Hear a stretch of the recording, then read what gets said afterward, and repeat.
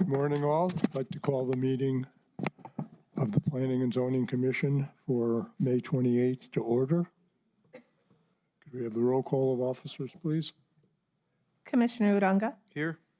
Commissioner Lear, Commissioner Garcia, Commissioner Fisher. Oh, Here. Did you get her on the phone? yes, thank you. Commissioner Olson, Here. Vice Chair Zerniak, Here. Chair Zarges. Here. Okay. Can we get a motion on the agenda or changes to the agenda? So moved. Motion Second. by Commissioner Zerniak, second by Commissioner Fisher to approve the agenda. Those in favor signify by saying aye. Aye. Opposed? Aye. Morning, Crystal. Opposed? Abstains. Okay. Approval of the minutes, last regular meeting, April 23rd. I move for approval 2026. of the minutes of April 23rd, 2026. Second. Moved by Commissioner Fisher, second by Commissioner Uranga. Zerniak. Zerniak, I'm Yeah. sorry. Sorry. I wasn't looking. Those in favor signify by saying aye. Aye. Opposed? Aye. Abstentions? Old business? Seeing none, I guess we'll move on to new business. Case Z 26-003. Good morning, Albert. Morning, Commissioners. Good morning. Please raise your right hand, state your name and address for the record. Albert Casillas, 845 North Motel Boulevard. And do you affirm the testimony you're about to give is the truth under penalty of law? I do. Thank you. Good morning, Commissioners. Good morning. Welcome, Commissioner Olson. Thank you.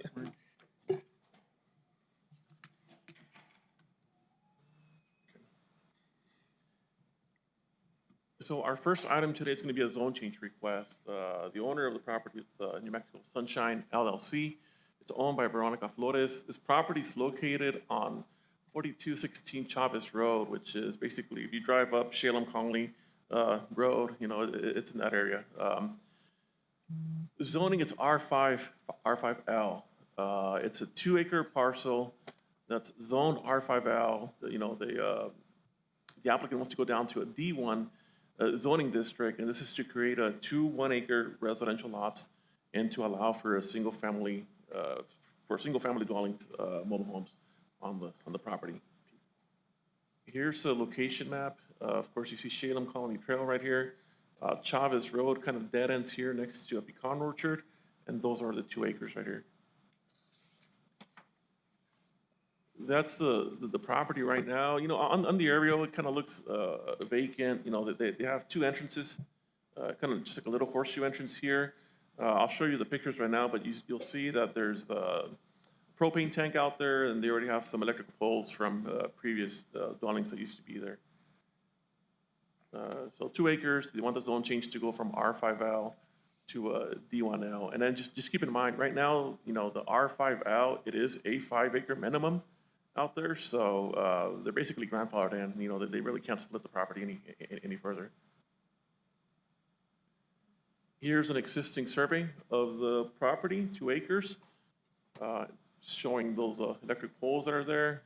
That's Chavez Road, which is a county paved, maintained road.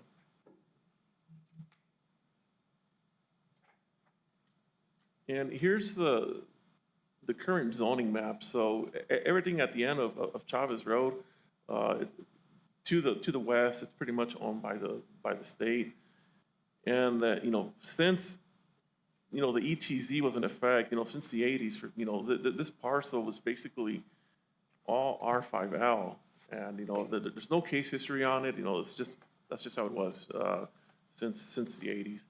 And then, of course, when we transferred over to the UDC, we just basically transferred, you know, the old zoning of like ER1 or ER2 into the R5L.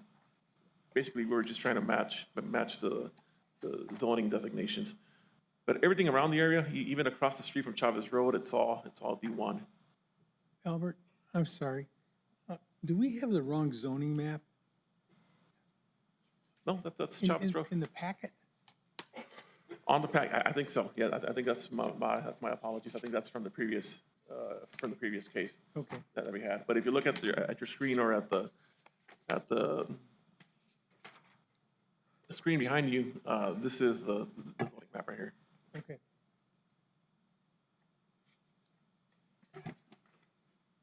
So like I stated, the previous zoning was ER1, which was still that 5-acre minimum. And there's no case history to that. That's just what the zoning was when the ETZ got enacted. And then after we adopted the UDC, it became ER5, or I mean R5L. The applicant did buy the property on March 14th of last year, and they applied for the zone change a year later. And right now, it's being assessed as non-residential, which basically means that it's vacant land right now. And Chavez Road is a 50-foot right-of-way. When you look at the aerial, you have Shalem Colony over here. This is Chavez Road. Some of you might remember our previous P&Z chair, Brent Westmoreland. I think this was his house back in the day. But that's Chavez Road right here, and those are the 2 acres. To the north, you're just going to have pecan orchards, as well as to the west after the Chavez Road ends. And everything around them is pretty much single-family residential. You'll see some site-built homes. You'll see some mobile homes out there. So here I'm basically standing in front of the property. The subject parcel is right here to the left, but this is Chavez Road right here. So you'll have Shalem Colony that down at the bottom. And then I'm looking west on Chavez Road, and that's basically where Chavez Road ends. And one of the entrances to the subject parcel, there's one of the electric poles. There's the other electric pole over here. And just another picture. That's just some of the surrounding areas, some of the neighbors. This is the neighbor to the east. And then just other surrounding properties. So when we look at zone changes, we got to look at the section 203 of the Unified Development Code. 203D talks about the decisional criteria. And these were the properties that were notified for the zone change request. No letters of opposition or in favor were received for this one. So when we look at the decisional criteria, the applicant's proposing at least 1 home per acre. They're creating 2 1-acre lots, so they would have to apply for either a claim of exemption or a summary subdivision if the zone change is approved. So they have to go through that process too. No impact to demographics, no large impacts to traffic flows are anticipated. The zone change will allow the residential property to be used in a manner consistent with surrounding properties. We saw in the pictures that basically everything around them is single-family homes, site-built homes, and mobile homes. Water wells will be in service. Wastewater will be handled through an approved septic tank. So there is sufficient infrastructure capacity for the proposed use.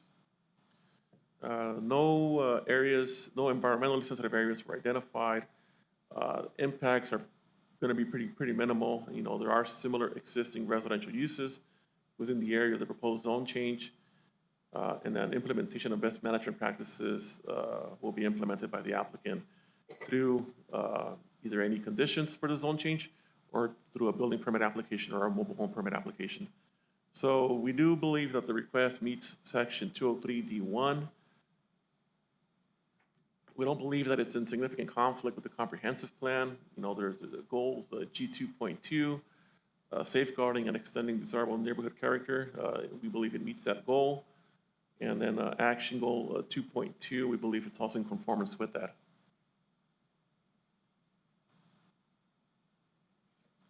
When it comes to a change of conditions, the applicant is requesting a zone change on a 2-acre parcel, which is currently zoned, that R5L, to a D1. And this is just to allow them to do the 2 1-acre lots. The R5L does not allow any further subdivision of the property. When we adopted the UDC, we basically just transferred over the R5L into R5L from the ER1, which basically made this property legal non-conforming. They couldn't really do anything much else with it other than just put a home on it, a site-built home with the R5L. So they were already grandfathered in for that. And we saw on the zoning map on the screen that, you know, it's not a spot zone. Everything to the south of them, it's pretty much D1 already. Surrounding lot sizes, you know, they range from the 1 acres to the 0.75 acres. So we don't believe it's a spot zone. And then in your package, you'll find our staff findings. So basically, we do believe that the zone change request for the D1 satisfies the decisional criteria for a zone change. We don't think it's a spot zone. It's not in conflict with the comprehensive plan. So we are recommending approval of this zone change request from R5L to D1. And with that said, we do stand for questions. The property owner is here as well. Questions of staff? All good, okay, thank you, Albert. Can we hear from the applicant?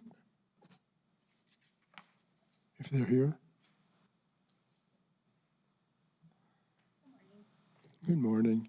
Good morning. have Please to be raise your sworn. right hand and state your name and address for the record. Veronica Flores, 4216 Chalice Road. And do you affirm the testimony you're about to give is the truth under penalty of law? Yes, Thank you. So the applicant, I'm representing her. Okay. My name's Stephen Green, for the record. And you wouldn't be recognized to talk then? What's that? You wouldn't be recognized Oh. to speak then, unless you're sworn in. Okay, yeah. go ahead. Yeah, so my intentions with the property is just to have it subdivided into two 1-acre lots, just so that I can move my kids in there. I have 2 kids, 24, 26, to help them to build, establish something and not to rent. So that's my intentions. Thank you. Any questions of the applicant? No? Okay, thank you. Thank you. Okay. Guess we need a motion. Chair, we might have members of the public here for this case too. I'm sorry. We might have members of the public. Any other members of the public that wish to talk about this case?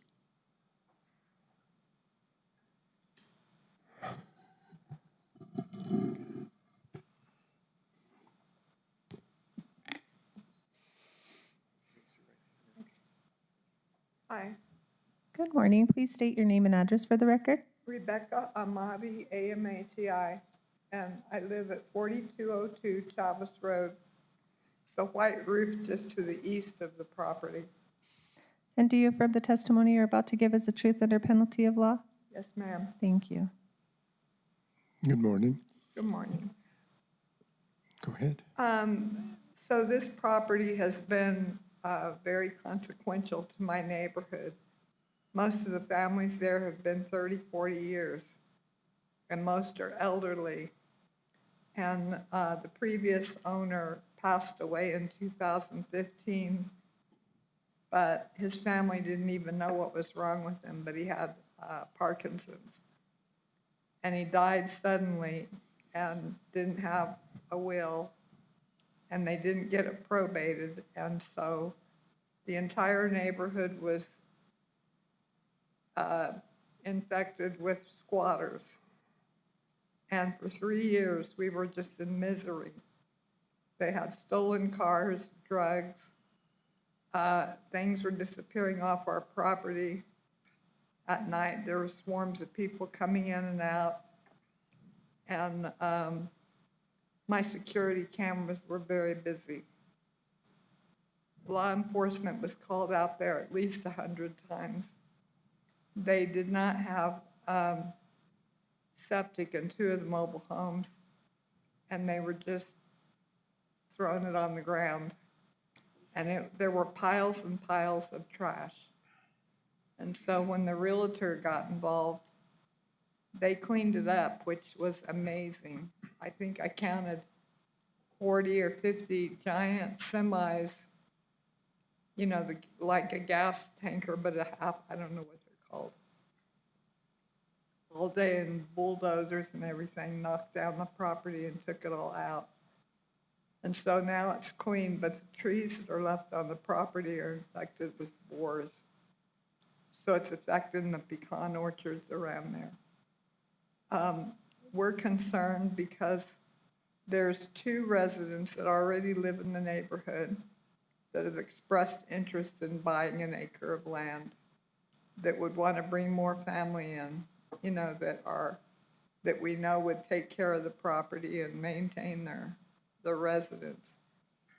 I also wanted to mention that we do have Picacho water, you know, available to the new owners, and Zia natural gas, so you don't have to use propane. But we're concerned, we would love to see a site-built house or a mobile home newer than, you know, like 10 years or less, not really old ones. The ones that were pulled out of this property were like 40 years old, falling apart. We had so many problems, and so we're all very interested in who's going to buy it and, you know, what the plan is. That's all. I just wanted to insert that into this. Thank you very much. Any questions of the? No. All right, thank you Do very we much. have any laws or anything about squatters in Doña County?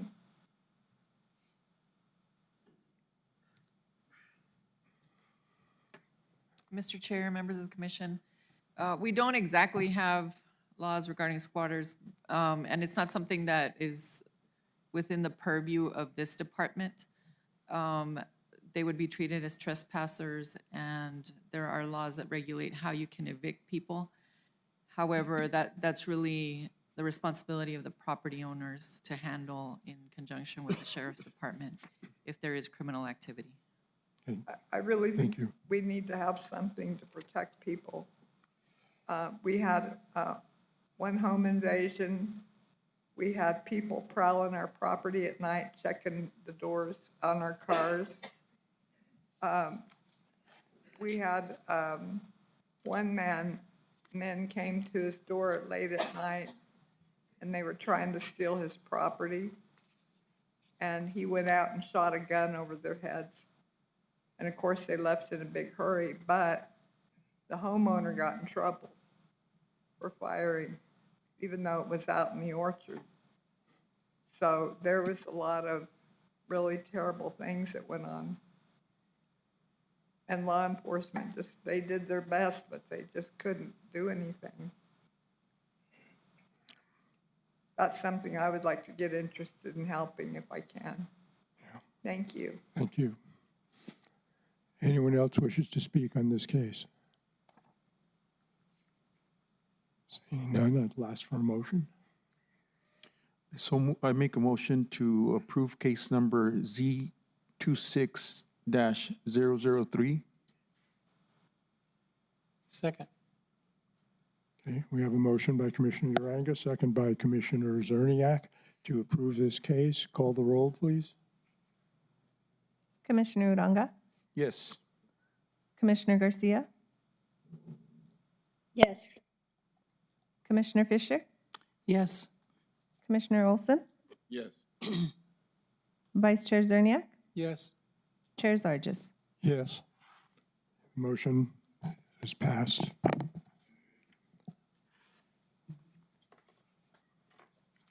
Yes, move on to the next case.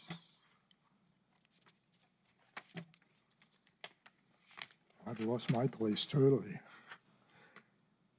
Okay, case is V like variance 26-003, variance on the height standard for a fence. Good morning, Chris. Morning, Commissioners, Chair. Good Morning, morning. sir. Please raise your right hand and state your name and address for the record.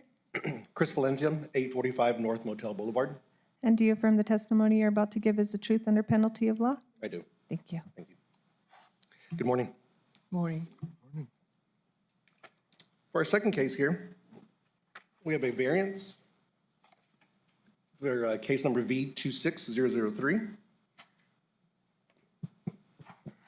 The owner is JCS Holdings at 2500 Enriquez Lane, here west of Las Cruces at the I-10 and South Motel, motels at the Hotel Boulevard. The zoning is a light industrial, And this request is to allow a 2-foot height added to a fence for a total of 8 foot where 6 is required. Here's the subject property. Here's Motel Boulevard. Here's I-10. And here's the subject property. Here's the city of Las Cruces, and it ends right there at the highway.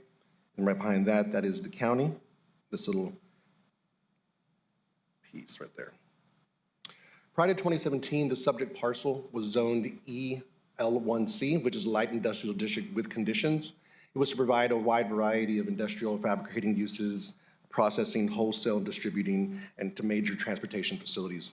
On February 2017, the UDC Development Code and the official zoning map of Doña County went into effect, and the subject property was zoned light industrial, I-1. The surrounding area is rural with legal non-conforming mixed in with light industrial uses. The surrounding businesses are the Coach Light Motel and RV Park owned by Puja LLC, also the Pit Stop 292 Cafe, as well as R2 Contractors Specialty and the Doña Ana County Bureau of Elections warehouses in that area. Access to the property is from Enriquez Lane. I'll show you. It's a privately maintained road that abuts an open lot, parking lot to the pit stop. Here's the subject property zoomed in. And here is Enriquez Lane right there, which is residential neighborhood. I'll show you the zoning map. And their entrance is next to the Coach Light Motel parking lot. There's the strip of D2 residential. Here is the gray color is City of Las Cruces, and the other color is the county. On April 16, 2026, it was noticed by Chief Building Official that razor wire was installed at 5200 Enriquez Lane while driving on Motel Boulevard. He sent out an inspector and advised the agent, Mr. Livingston, to stop by the office and Office of Community Development to apply for a variance to the height of the fence. During that application process, it was mentioned, Mr. Livingston, that razor wire and barbed wire were not allowed to a residential zone, as stated by the ordinance 350-502 regulations to general to all zones. The use of barbed wire or razor fencing are not permitted when adjacent to a residential zoning district or residential use. So the next day, the agent, Mr. Livingston, came in and submitted for JCS Holdings a request for a 2-foot variance on the height of the fence of the property line for the 3.36 acre parcel. Here's the site plan. And the line was just drawn in during the conversation, but essentially here's the residential area. And then the entire site is surrounded by barbed wire and razor fence. There were 22 letters that were sent out, notifications on May 5th. It was also posted in the paper on May 5th. There were no letters in support or opposition for this variance. I did receive 2 calls, though, from neighbors and had a little conversation with them, just sort of asked if there was petty theft or what they did, just to simply ask what the neighborhood would do, raising the fences. And they said that, yes, they had problems with transients. No one else in the neighborhood has an 8-foot fence, but that's explained further in the presentation. These are the notifications sent to surrounding properties. Again, City of Las Cruces here. The approach to the subject parcel, this is Enriquez Lane. Looking back from Enriquez Lane, this is the Pit Stop Cafe, here's the Coach Light Motel, and here is just the open lot. If you follow the road, you can see the road going into the residential area. If not, it's just a very large open parking lot. Here's that area again. This is the entrance to their neighborhood, right behind abuts the commercial area. Here's the fencing. Very well-built fence. Here's just the different types. You can see the barbed wire and the razor wire in the front and the side. I wanted to show this here. This is the 8-foot fence. The chain link fence is the 8-foot fence. I'm assuming it's probably, well, I don't know who that is, and I can't really speak to that. But yeah, you can tell where some people have cut open an entrance there, basically creating the traffic point. So there's traffic from Motel Boulevard going right through the fence at that property line.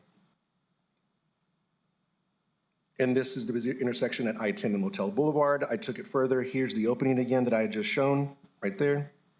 This is 8 foot here, and this is a 6 foot right there, but then they added the 2 feet of barbed wire. So the variance would be just for the added height, removing the barbed wire. So at the fence line where, at Enriquez Lane, where you're entering the neighborhood, they jogged it, they tightened the entrance, if you will, just a little bit. It's very, very well manicured. Here's the fence here on their side, and I drove down the neighborhood. At the end, this is the ending of the fence, as well as the ending of the neighborhood residential area.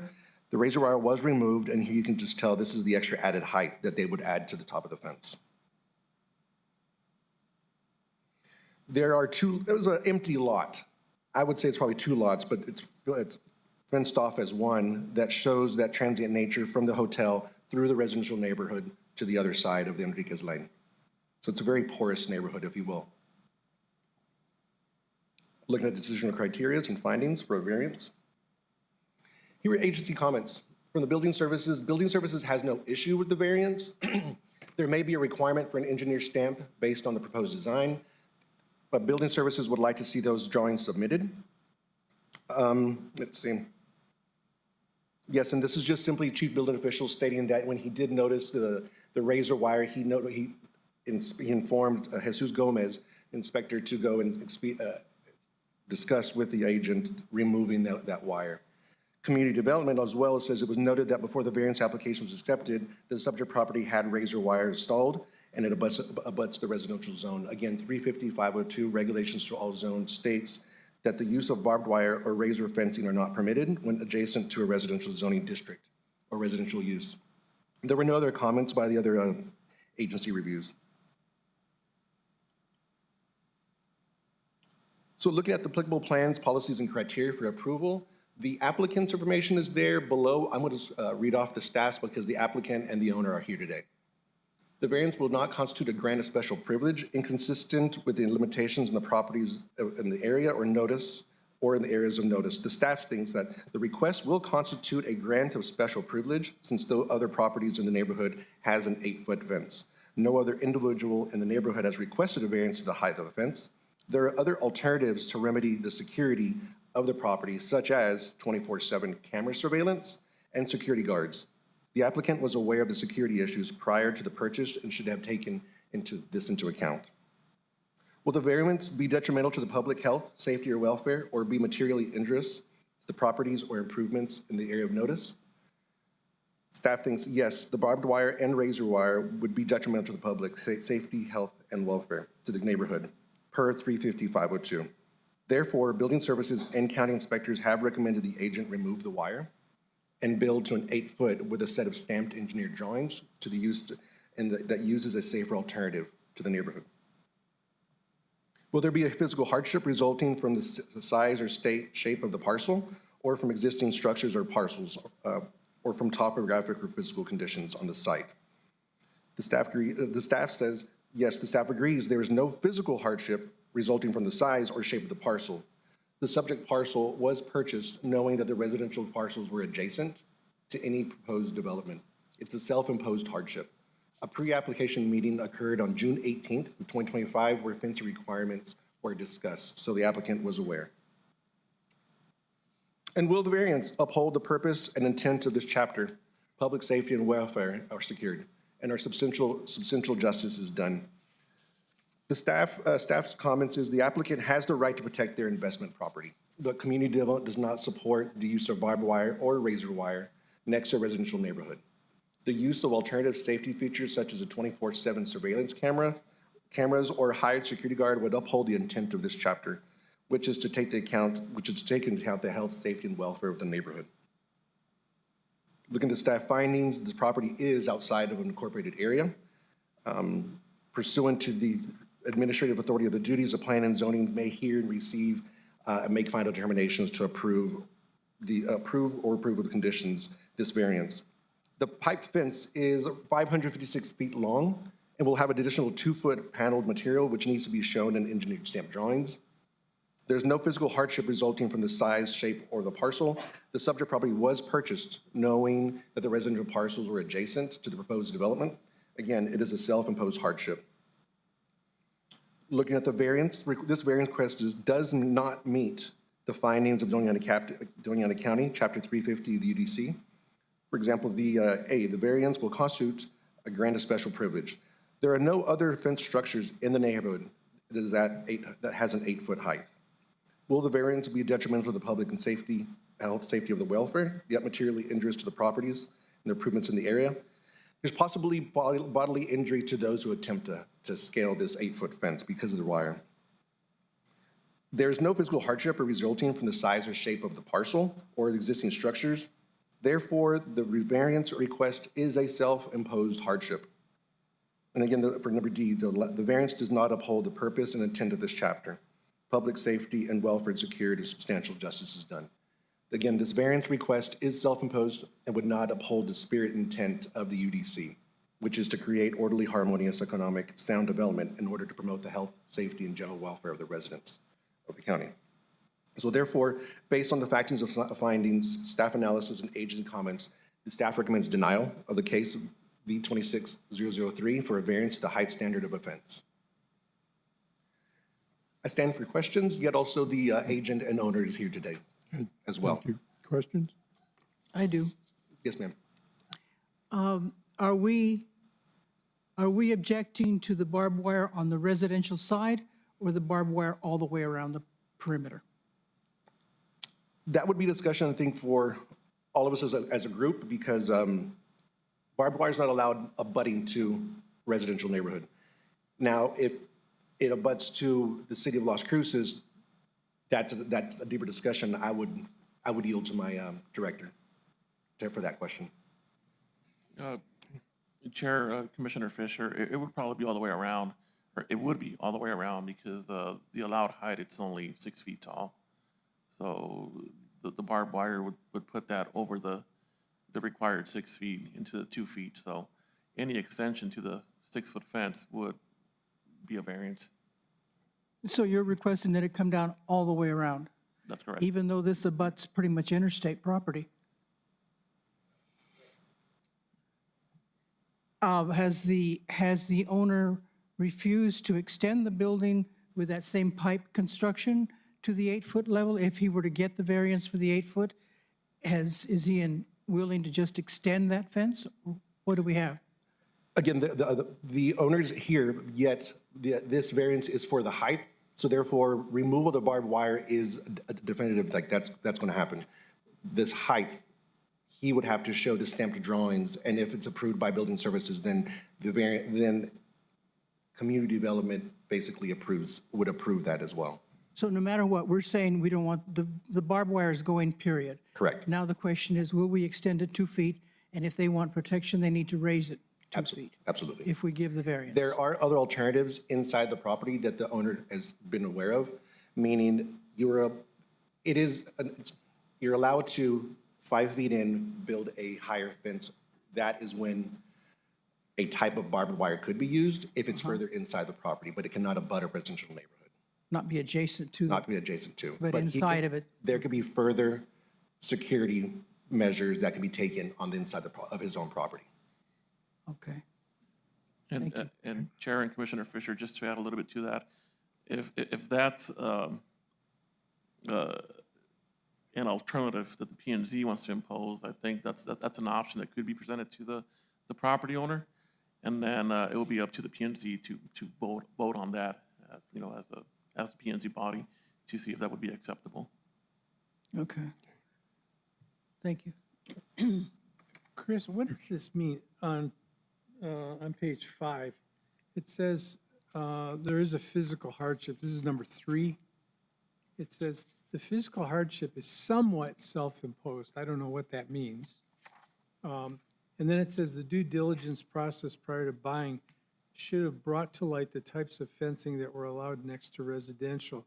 And then the next sentence says, my client did buy the dirt while others were available. What is that? What does that mean? That's a question for the agent and the applicant. All right. There was, we did have to sit with the agent and sort of go explain this because the questions, the decision criteria have to be answered in a particular way. And the reason why the community development did deny this is because out of the 4 decisional criteria, there was more than one that were denied. So therefore, our community development stance is that there is a physical hardship. There is not a physical hardship, yet he tried to argue that. Other questions of staff? I just, our comment to recommend that they add cameras. I'm familiar with other businesses close to areas where the homeless live, where they're squatters, and they did do just that, installed cameras and taken to the police. The police say they can't do anything about it. So that, I'm sure that the owners would install cameras anyway for their own good to make sure that it's not somebody in-house that's doing it. But nevertheless, you have to be able to protect their property, and they are in an area that is at risk with I'm familiar with looking at that coach light and that area next to the interstate. So Absolutely. I think we would have to come up with a better consideration of even of the barbed wire on the non-residential side be accepted for that particular location, because you're not going to have a residence on the other three-quarters of that property line. There have been discussions between the agent and chief building official of the different alternatives that he can try. There are other alternatives on the inside, again, on the inside of the property that we would have no jurisdiction over. But there are other types, meaning a type of bent angle that has a With the wire? I don't know about the wire. Again, that would be further with the chief building official. But if you have not posts, but railings that are bent inward, that's an alternative. Again, there are different types and options that they have.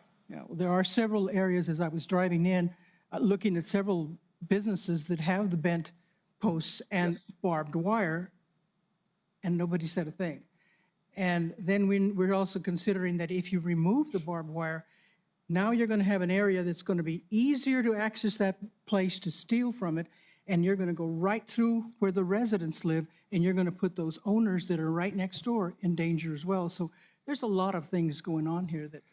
The P&Z can add those additional comments / conditions to the final say. So if you did want to add that addition to the non-residential side, I think that's an option. Okay. Again, the owner agent here are here today. Thank you. Any other questions for staff? Okay, can we hear from the applicant, please?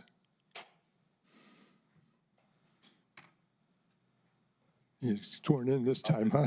Good morning. Please raise your right hand and state your name and address for the record. Stephen Green, 3093 Rio Arisa, And do you affirm the testimony you're about to give is the truth under penalty of law?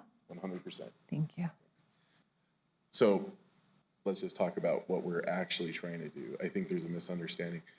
They're not wanting to do anything more than just raise the actual pipe fence to 8 feet on the residential side. Oh, sorry. No, they don't want to put barbed wire against the residential side.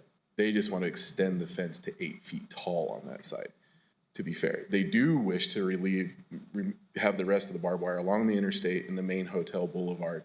They wish to have that remain in place because that is the main point of access entry right now where the homeless are coming in. Very familiar with the coach light. In fact, how many times has it burned down now because of homeless? I know it just recently got repurchased. I know the guy that just repurchased it. They're trying to clean it up, but that's a process too. They had a lot of asbestos in that building to have to remediate, so it could be a long time out to doing that. I think that's it. They do have cameras installed on the building already. In fact, that was part of the plan sets that we designed. The cameras don't do anything. They've already had that. Like you said, exactly what you stated. They broke in. Even when it was under construction, there were multiple break-ins for the wire. It was hard for him to even protect the property while it was being built. So I don't think the request to raise the 8 feet against the residential side, I don't see what the problem is there. I think he's just trying to do the best he can to mitigate that problem right now. And I don't think it's never not going to be a problem. It's just the local area. That's just the nature of the beast. Like I said, he took it down immediately once he understood that there was a problem with the residential. I don't think he 100% understood that against that residential side. And there's no arguments there. That's pretty much what we're asking for, just the 8-foot variance to that side right there is what we're asking for. Thank you. Questions of the applicant?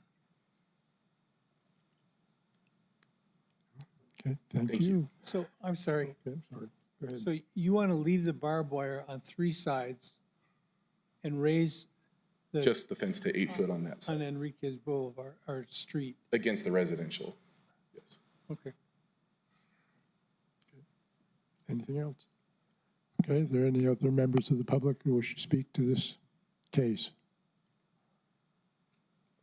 So if they're cutting through the fence, how is raising the fence going to prevent that? Well, it definitely helps deter from it. Again, if they can just crawl right over the fence, they're not going to bother cutting through it. It takes at least a little more effort to have to cut through the fence if it's tall. At least then they have to have the equipment to do that, right? But if it's 6 foot, they just can hop right over that fence. Really, it just acts more as a deterrent. There's no way to stop crime. I mean, you could post a security guard there. That would be a hardship. I don't see how that's not a financial hardship. So now the owner has to sit there and pay for a security guard 24 hours a day to protect his property. That's not a hardship. I can't understand how we've come to that determination, so. And are there any properties in the area that have barbed wire up? Yeah, I think there's multiple ones. Yeah. I'm trying to remember, does the county have barbed wire on the Elections Bureau? Yes, they do. Yep. Right? Sure do. That's weird. It protects things. I mean, I know it's not across from a residential, but if I'm not mistaken, there's barbed wire on that in front of the Elections Bureau. All over it. Yep. And the fence is over 6 feet high. Yes, it is. I think there might be barbed wire out there, but that's inside city limits, so I don't know what regulations they might have down there. Yes.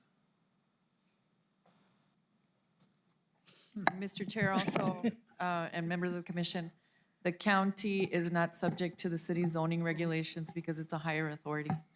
No, I understand that. I'm just saying, that it seems that the county took the step to increase security with barbed wire. And now we're saying to a property owner, no, you can't do that because it's across from a residential area, even That's what though we're talking he doesn't want barbed wire across from the residential area.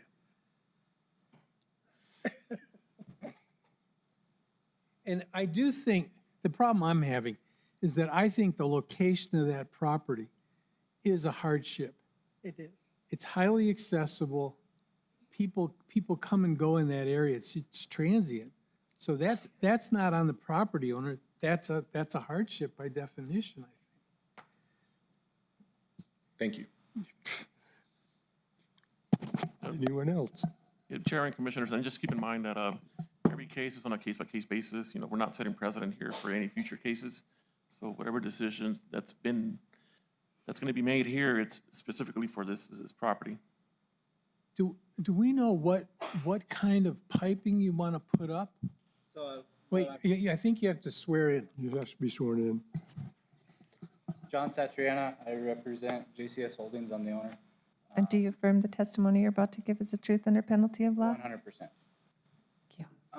Was planning a pro panel tin fence along that one side of the residential area to protect, visible in and be able to see. Of course, then it wouldn't be as easily to be climbed, essentially, being that they made me remove the wire on that one side. Harder to cut through too. So are you saying you'll put a panel up? Yeah, like a tin panel. They told me in the planning and zoning area, they would give me the variance that day for a 7 foot. But if I wanted the 8 foot, I would have to sit this out. But nonetheless, the only area that they flagged me on is the residential side. They didn't say anything else about the rest of the property. So, the inspector had been out there time after time after time, or I would have had to remove it before he gave me my final inspection. So, he made me remove that section before they would give me my final. Okay. So. Anyone else? Okay, thank you. Are there any other members of the public here that would like to address this variance? Hearing none, we'll open for a motion. I move for approval of V 26-003 for the 2-foot variance to the pipe fence, conditional on the removal of the razor wire, the wire on the residential side, and to be able to maintain it on the other sides, the other 3 sides. I second that motion. Okay, so we have a motion by Commissioner Fisher, second by Commissioner Uranga to approve the variance with conditions. Call the roll, please. I'm sorry, any comments on the motion or? Hearing none, call the roll, please. Commissioner Uranga, Yes. Commissioner Garcia, Yes. Commissioner Fisher, Yes. Commissioner Olson, Yes. Vice Chair Zerniak, No. Chair Zarges. No. Reason for the no vote. I'm opposed to the fact that they're gonna put an opaque panel up on that side. I don't think I would have objected if they had put piping up, something that was transparent. I'm concerned about the aesthetics of it to those homes. I don't object to the barbed wire going up. I actually think it's probably necessary. And since the county uses barbed wire. Yeah, I'm afraid I voted no also because of the 8-foot fence with everything else being 6 foot. I don't have a problem with the barbed wire on the backside as long as it's not near a residential area. But the motion to approve the variance passed by 4-2 vote. So, got it. Thank you.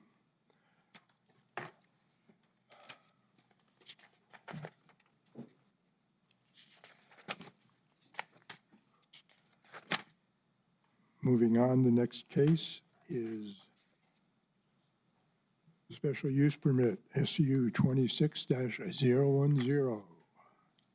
Albert.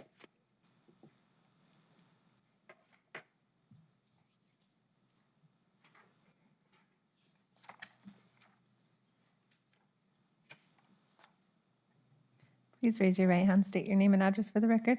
Albert Casillas, 845 North Motel Boulevard. And do you affirm the testimony you're about to give is the truth under penalty of law? I do. Thank you. Chair, Commissioners, the next 2 cases, the SUP and the variance, they're pretty much the same applicant. So what I did for this one is, my PowerPoint's going to have both cases. I'll go through the PowerPoints. I'll stop at the end of the SUP because the SUP's first. If you have any questions, and then I'll move on forward to the variance. And then at the end, we'll make a separate vote on each case.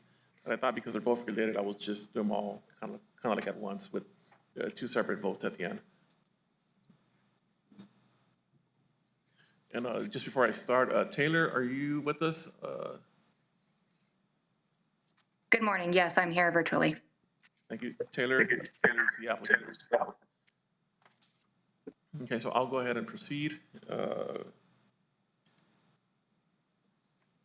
So this next case is a special use permit to allow an extension of 15 feet to an existing 75-foot monopine wireless communication facility.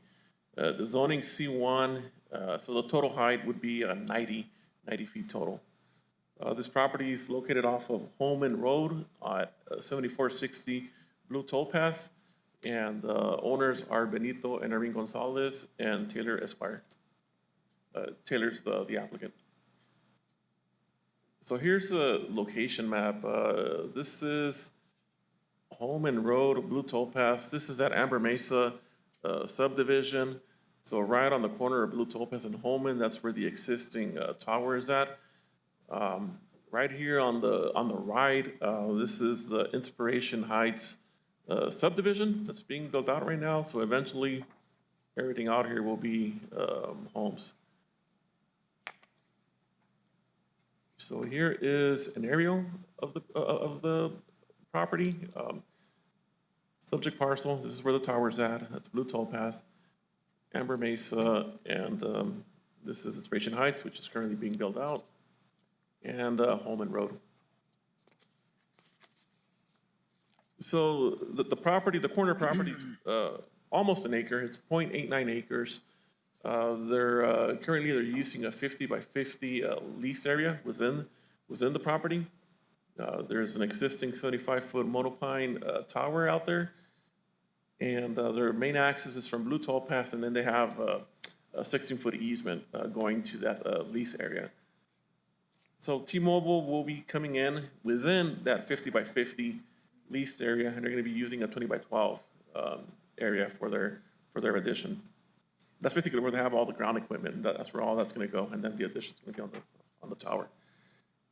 This existing tower was administratively approved back in 2018, and that was through a case number SU 18-003. So the tower, about 12 years ago? No, a couple years ago. That's when it was originally approved. So here we have the tower that's there.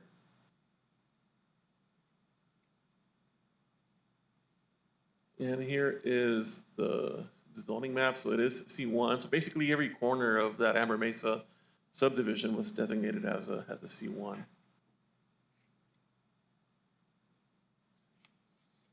And then, of course, through the special use permit application, because they are requesting that extension, then they have to apply for that SUP, which would bring the total height of the tower to 90 feet.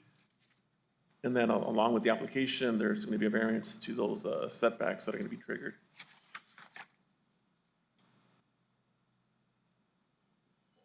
And then so here's the overall site plan that got submitted. We have the property boundaries. Here's the 50 by 50 lease area, and this is the area where T-Mobile will be adding their ground equipment. When you look at the setbacks, this is about 96 to the west and to the east, and 100 feet to the north and south. So with the addition, and I'll talk about this during the variance, but with the addition, you basically have to have 110% of the total height of the tower. So at 90, it means that you got to have a 99-foot setback, and that's where the variance comes in. They're not meeting those 99 feet to the west property line and to the east property line. But to the north and the south, we're okay. But that'll be the next case. And then just the elevation drawings. Here's the monopine, and then that's what it's going to look like with the extension, a little bit taller.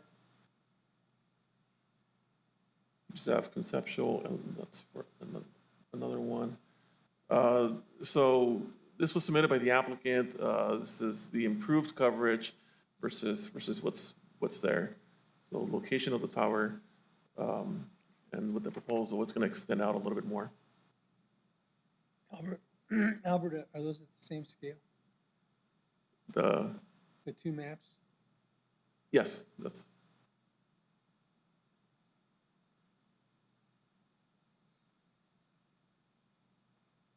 And then closest tower to the property, they're closer to Highway 70.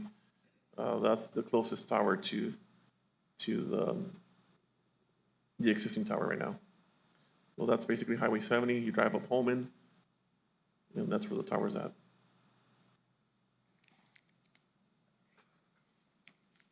Letters were sent out. Really, there was no responses either in favor or against the case. Those were the properties that were notified. And you can kind of see the tower. I'm at the entrance here of Inspiration Heights, or one of the entrances. That's Vision Lane. You can kind of see where the tower's at. That's the existing 75-footer. And then when you get to it, here's the existing tower.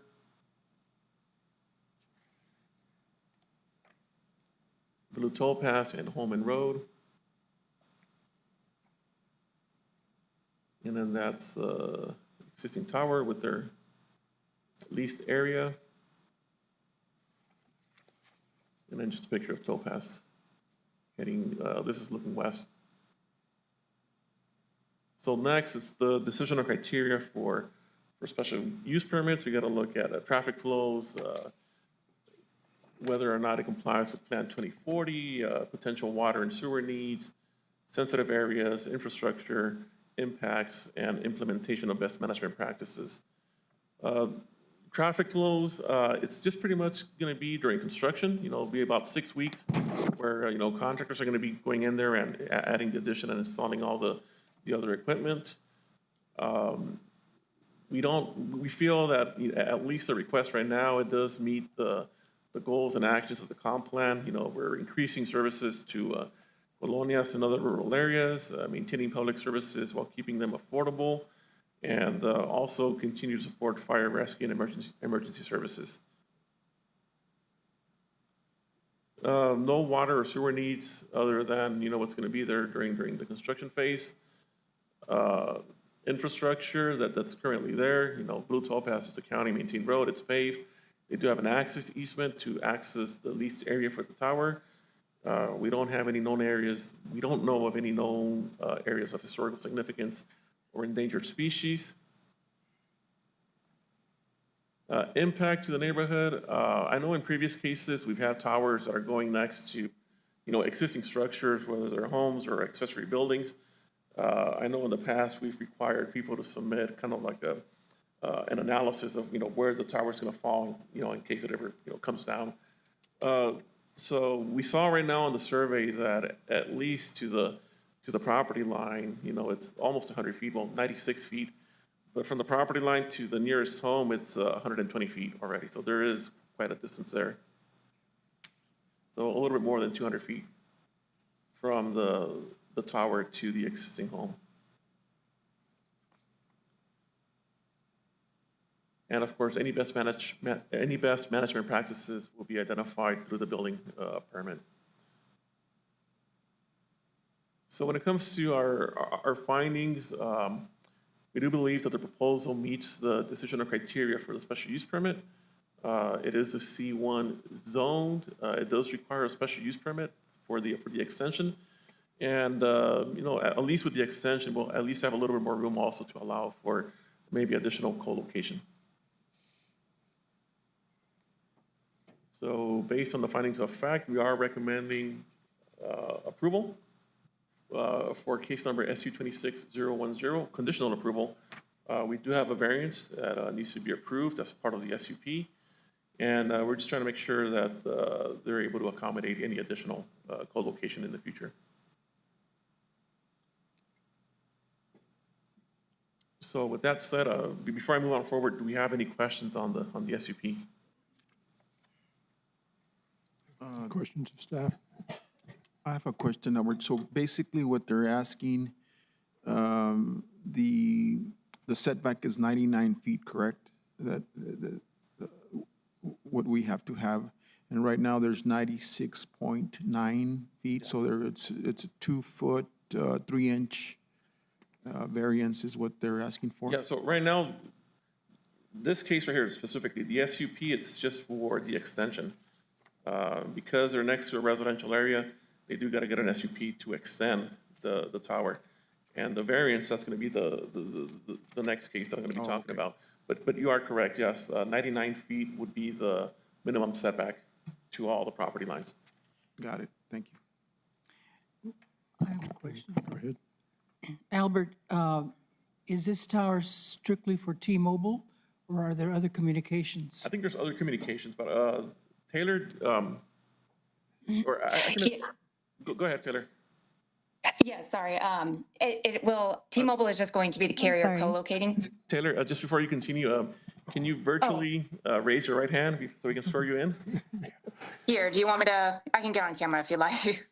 I think we're fine. Please state your name and address for the record. Taylor Squire? And do you affirm the testimony you're about to give is the truth under penalty of law? I do. Thank you. Yeah, so this tower is actually owned by a tower owner called City Switch. T-Mobile is just the carrier that's going to co-locate. They're only going to take up a 10-foot vertical envelope, so our antennas will only be from the 90 feet to 80 feet. The entire rest of the tower is open for other carriers or tenants to co-locate. Is that there are other communications businesses that can utilize? Because I thought that was one of the requirements, that it had to be at least two, available to two other sources. I read that in some of the documentation on these towers. Yes. Yes, there's plenty of room on the rest of the tower, especially after we do this extension. We're just going to go on the top. So there's two other open slots for, usually the carriers want 10-foot envelopes that they can take up the rest of the tower. Thank you. You If they answered my wish. question. Other questions? Okay, cool. Since we're already hearing from the applicant, do you have other comments you would like to make? I'll just move on to the variance, Yeah, and let's then move I'll on to finish the that variance and at that point, and then we'll go back and we'll make a decision on each case separately. So just real quick, I mean, we heard the, all the information. I'm just going to go into the decisional criteria for the variances. So is this going to constitute a grant of special privilege? Staff doesn't believe so. This facility was already approved in 2018 with a height of 75 feet. It will also provide high-speed internet connection in the area. We saw that the nearest tower to this, it's all the way on Highway 70, which is about almost 3 miles away. So there's no other towers that are nearby.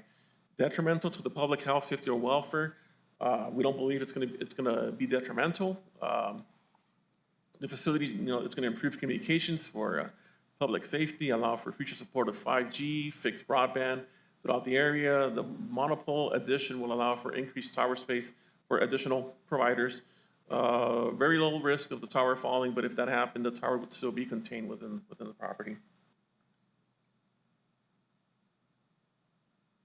Hardships from the size or shape of parcel, from existing structures or topographical or physical conditions.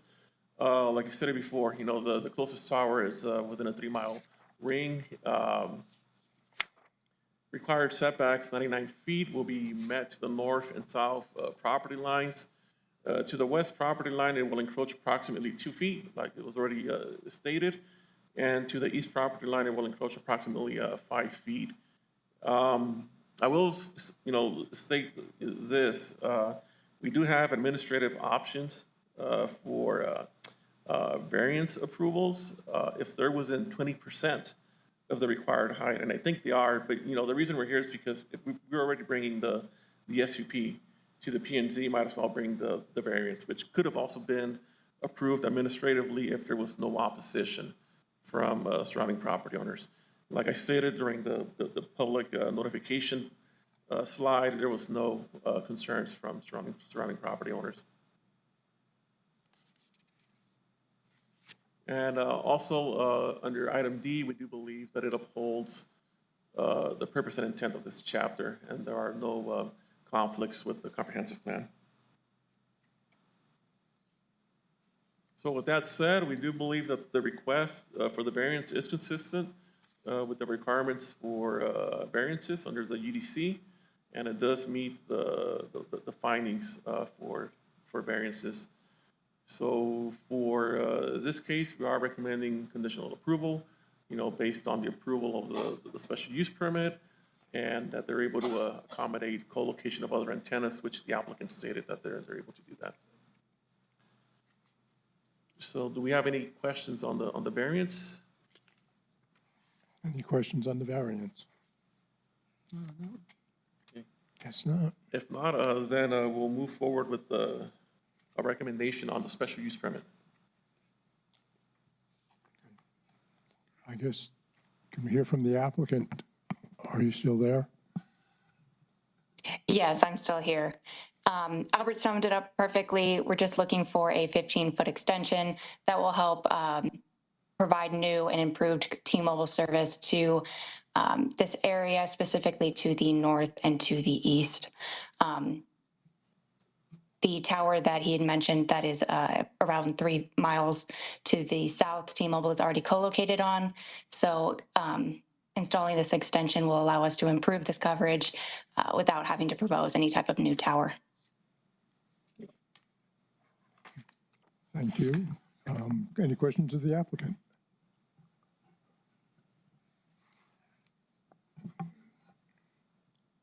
Hearing none, I guess we'll start with a motion on the, I'm going to see if there's any public comment.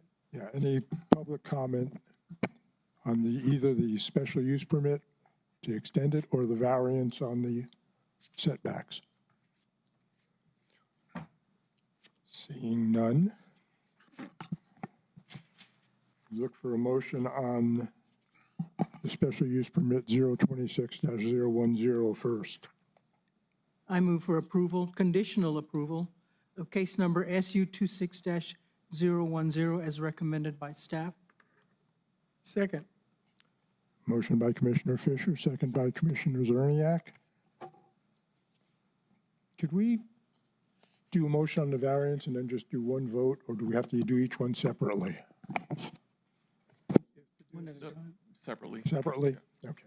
That's what I was thinking, but I wanted to check. Okay, call the roll, please, on SU 26-010. Commissioner Uranga, Yes. Commissioner Garcia, Yes. Commissioner Fisher, Yes. Commissioner Olson, Yes. Vice Chair Zerniak, Yes. Chair Zarges. Yes. I'll move approval of V 26-002. Do I have a second? I second. Motion by Commissioner Zerniak, second by Commissioner Fisher. Any comments? Call the roll, please. Commissioner Uranga, Yes. Commissioner Garcia, Yes. Commissioner Fisher, Yes. Commissioner Olson, Yes. Vice Chair Zerniak, Yes. Chair Zarges. Yes. Thank you. Moving on. Case number CT 25-001 for neighborhood community type residential lot.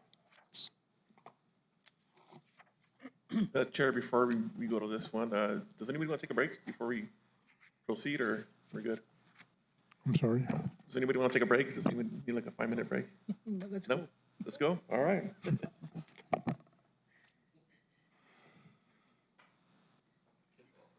Thank you.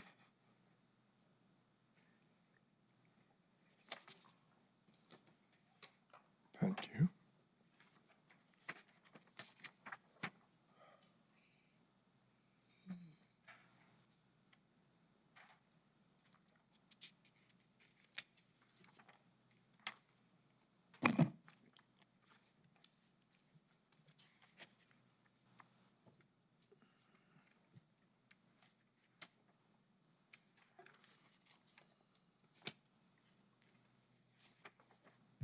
Please raise your right hand, state your name and address for the record.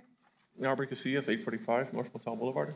And do you affirm the testimony you're about to give is the truth under penalty of law? I do. Thank you. And just, Commissioners, what I just passed out was a site threshold assessment. When I was trying to, upload the packet on our website, I think this packet was a little bit too big, so it was making everything crash down. So I went ahead and printed out a copy for you guys, just in case you guys don't have one. And I also included the land use matrix for community types. So at least you have the types of uses that are allowed under low, medium, and high uses for community types. So I went ahead and added that in there.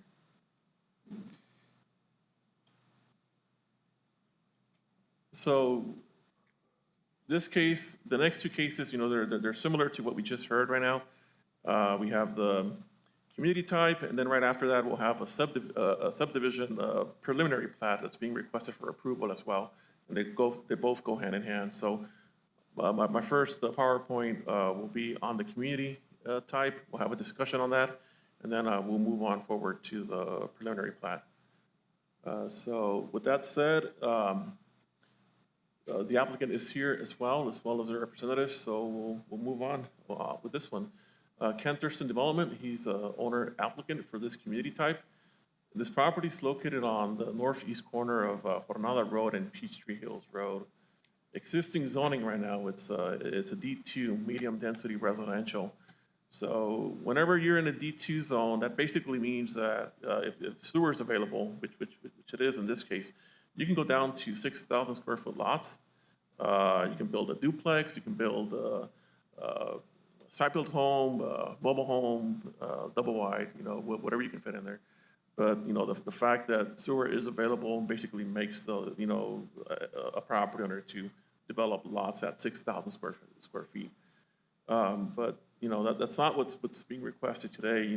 This is the first community type that's being applied for, and since the adoption of the UDC since 2017, they're proposing a neighborhood community type on 60 acres within this D2 zone. And this community type, it's basically to develop a type 2 subdivision for 371 residential lots, ranging in size from 0.047 acres to 1.79 acres.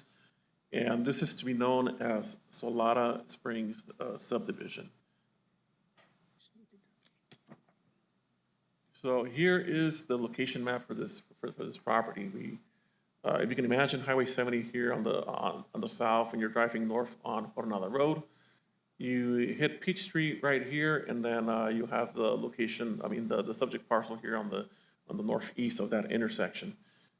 We have here in the gray. It's basically where city limits are at, and you basically have like a little island here of county property, and then it just comes out this way. But it is within the county, surrounded by city limits to the west and to the south.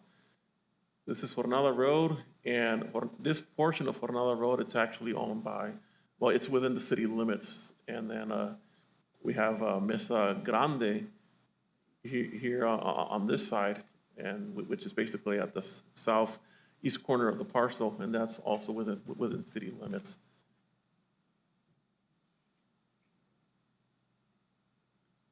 And then we have here's the aerial photo for the 60 acres.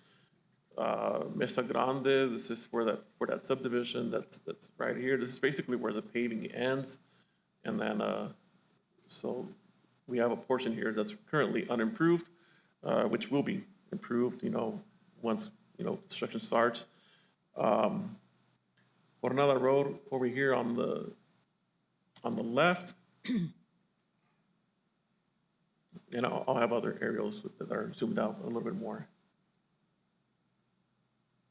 So the applicant's applying for this neighborhood community type on 60 acres for a future subdivision to be known as Solana Springs, 371 residential lots.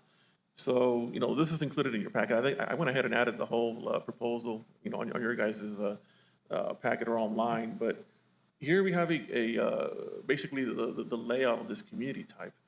We have Coronado Road over here, just so we can get our bearings. Here's an entrance coming in. You kind of see the layout, the L's, the M's, and the highs. That basically means, the proposed residential type that's going to be happening within the community.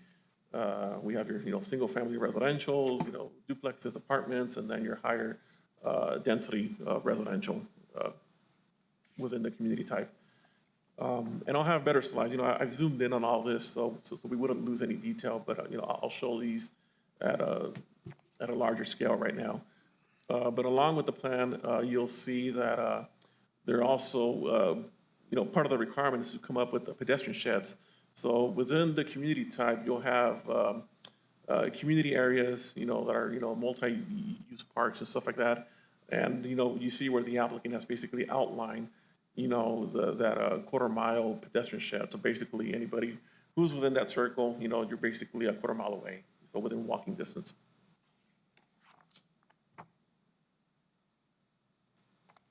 Here is the zoning map. Of course, everything in the gray, it's city limits. And then you have your D2 zone, and then you have your D1L zones for these properties. But everything else is pretty much D2.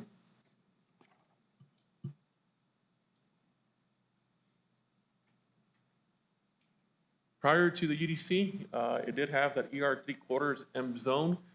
That was through a zone change in 2002 when we adopted the UDC it went to that D2 zoning designation that it currently has, being assessed as, right now it's being assessed as non-residential, which doesn't mean it's commercial, it just means it's vacant. You know, that's just a category that the assessor's office uses for vacant property. I don't think I included that in here, but you might remember maybe a couple years ago when we had that rush of, what was it, solar, community solar? This was one of the properties that changed the zoning to T2. And then I think it was last year, 2 years ago, where the applicant, Mr. Thurston, came in and requested that the zoning be changed back. So it's gone from ER 3/4 to D2 to T2, but we're at D2 right now. Jornada Road is a city-maintained 60-foot right-of-way. I believe it's 100. I think that's a typo. It is a 100-foot right-of-way. I think I saw that on the survey. Peachtree Hills Road and Mesa Grande Drive will be, improved as part of this project. Town hall meeting was held on the November 13th of last year at the Mesa Middle School. So whenever somebody does a community type, they do have to go through a town hall meeting. I think we didn't have too many people in there. I think at the most I counted about 10 maybe. They had questions, they just wanted to see what was being proposed. I don't think during the town hall meeting we got too many concerns about the proposal. They just wanted to see what was coming in. But here's a picture of that town hall meeting when we were there last year in November. And then so here's the larger view of the surrounding area. This is Mesa Middle School, which is to the northwest of the subject parcel. Jornada, this one that just goes out, Jornada basically it just goes out to the Doña, and then you have Cattle Guard Trail, which ends up at Holman at some point. But you have this is a fairly newer subdivision here. You have the Mesa Verde subdivisions here to the west, and then this is another subdivision that's still within city limits. I'll show you some pictures, but basically on this corner right here, we're having the city has apartments that are being constructed right now. I think it's the Peachtree Canyon apartments. And just to plat a survey. So, the darker line is just the outline of the subject parcel. We get to see, Mesa Grande, there's basically easements on the eastern property lines, southern property lines, Jornada Road, which is, city, it's within the city limits. And then it's a little bit weird right here, but Peachtree Hills, this is basically a road easement.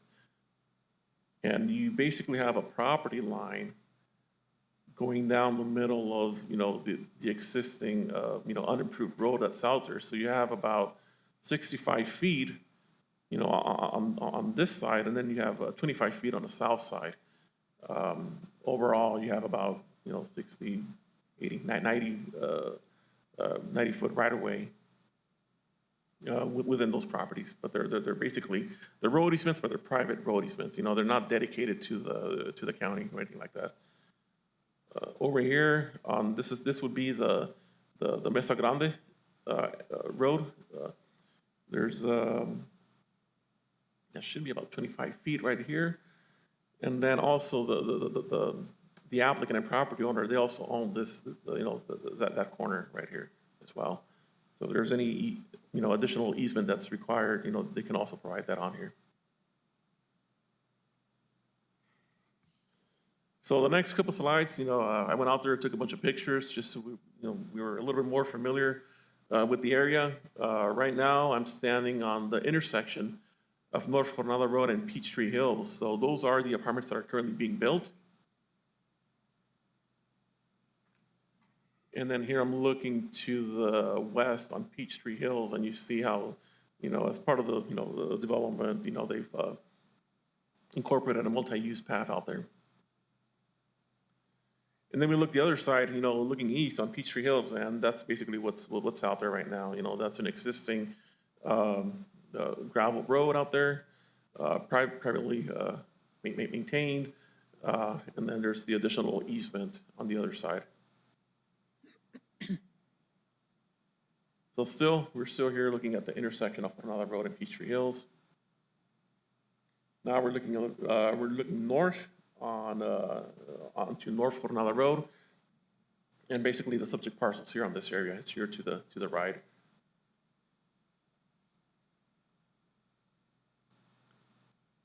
So that's basically what the surrounding area. So this would be on the west side of Coronado Road.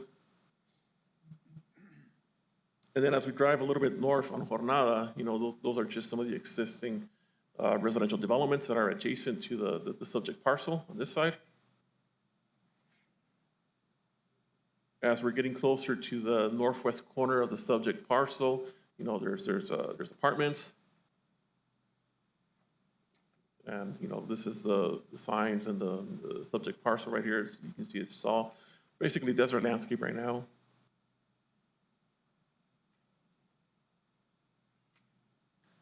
Another view of Coronado Road right across from those apartments that we just saw.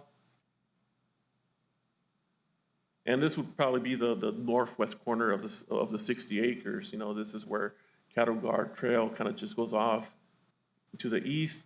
And then we have a Mesa Middle School here on the left.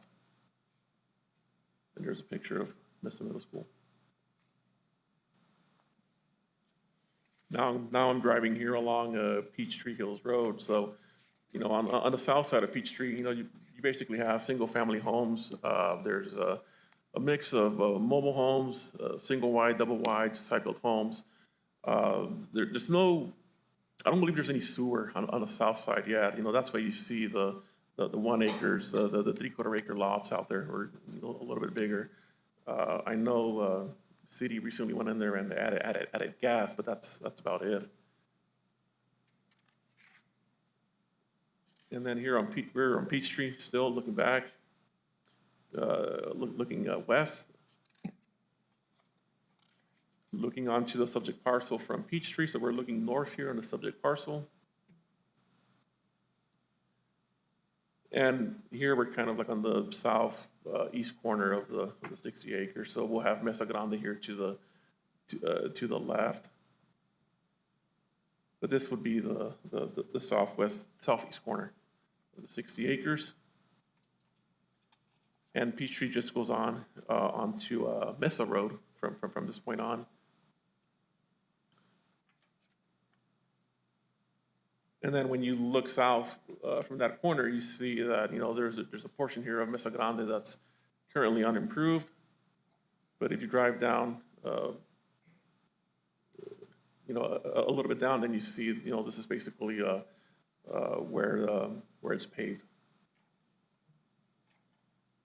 And then this property over here, it's also owned by the applicant as well. And then this is just what Mesa Grande looks like. And Mesa Grande goes all the way down to Highway 70.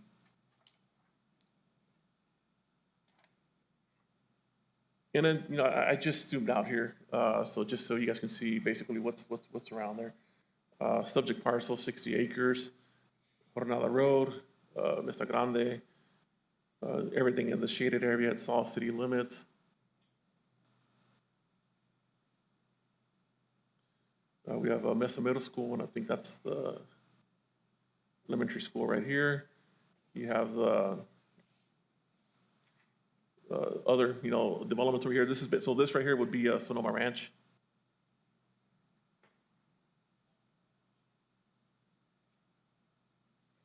So community types, decisional criteria, these are the sections that talk about community types and regulate community types in the Unified Development Code.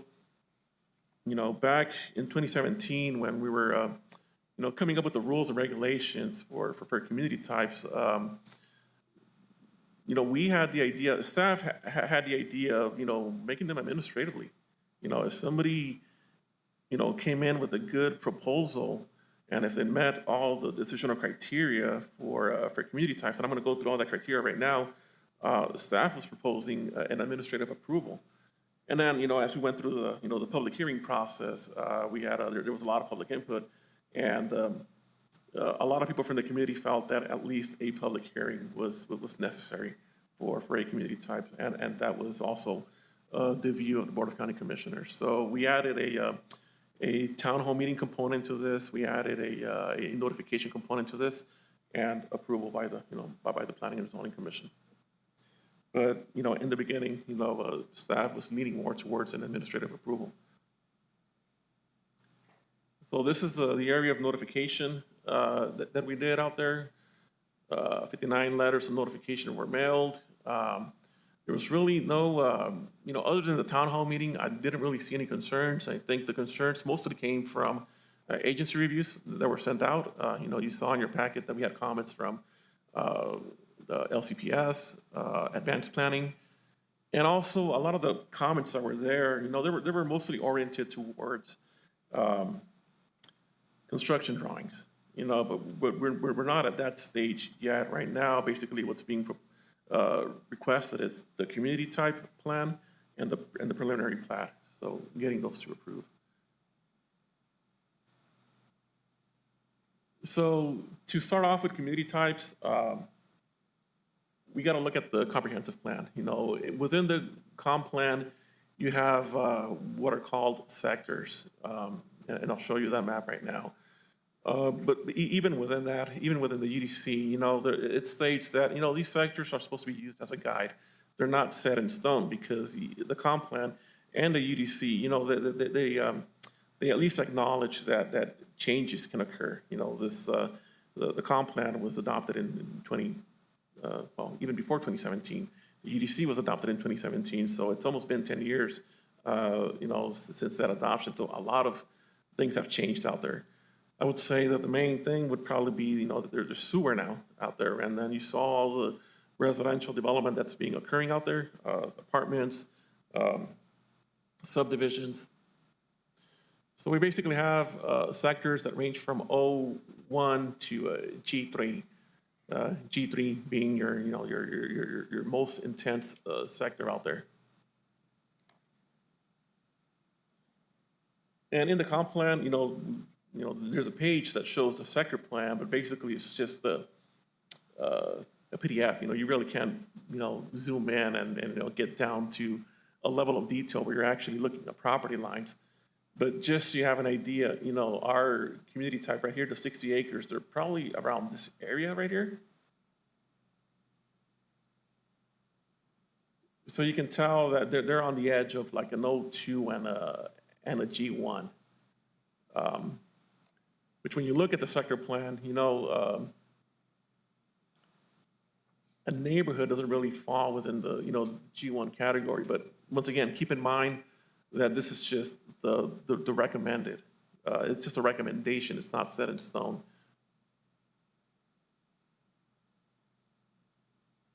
So from there, once we go through the sectors, we kind of decide, okay, well, what kind of community type are we doing?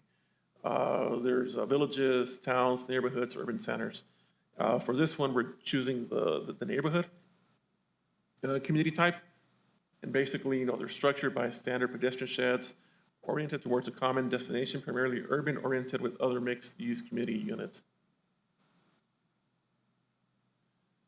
And then we have criteria for that neighborhood. You got to be within half a mile of a collector, which is what Jornada Road is. Jornada is designated as a collector by the NPO functional classification map.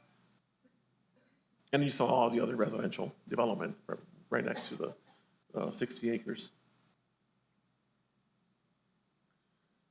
And then one of the handouts that I have right now is basically, within the community types, you're able to have your low, medium, and high designations. You have a land use matrix that basically says, these are the uses that are allowed under low, under medium, and under high.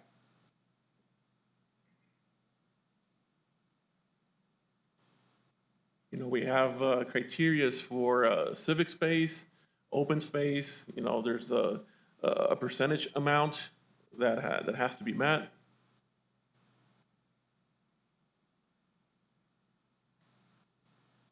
And then it also goes into kind of like definitions of mixed-use community types. So, we're choosing the neighborhood category, which talks about a mixed-use community type structured by one pedestrian shed. Shall have wastewater services, which it does, civic spaces, which is included on there, And then also percentages of land in civic space and development intensities may be modified to match the intensity of existing adjacent development. So even, within that section of the UDC, when it talks about that, it says, there's a little bit of leeway, when it comes to the percentages.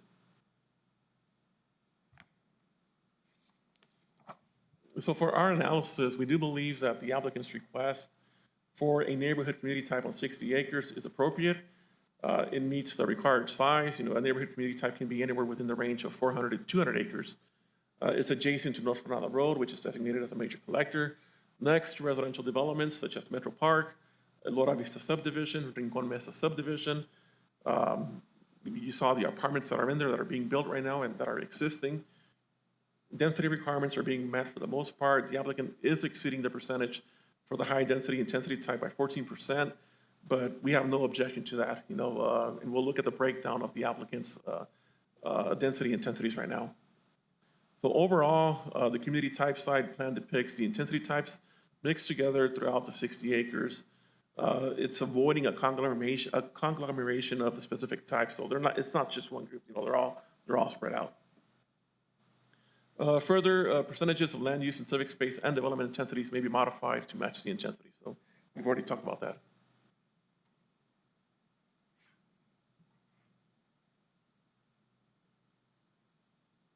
Let's see, so we saw the community type plan right now. So these are the intensity breakdowns. So I believe for a high intensity under the neighborhood, it's requiring 15%. The applicant's proposing 28. And then this is just a close-up of their of the pedestrian sheds that are proposing for the civic spaces that they're incorporating within their community type right here. And even though right now we're just showing 3 neighborhood multipurpose fields or civic spaces, even within the development, there's going to be smaller nodes of civic space. Here's just a close-up of that.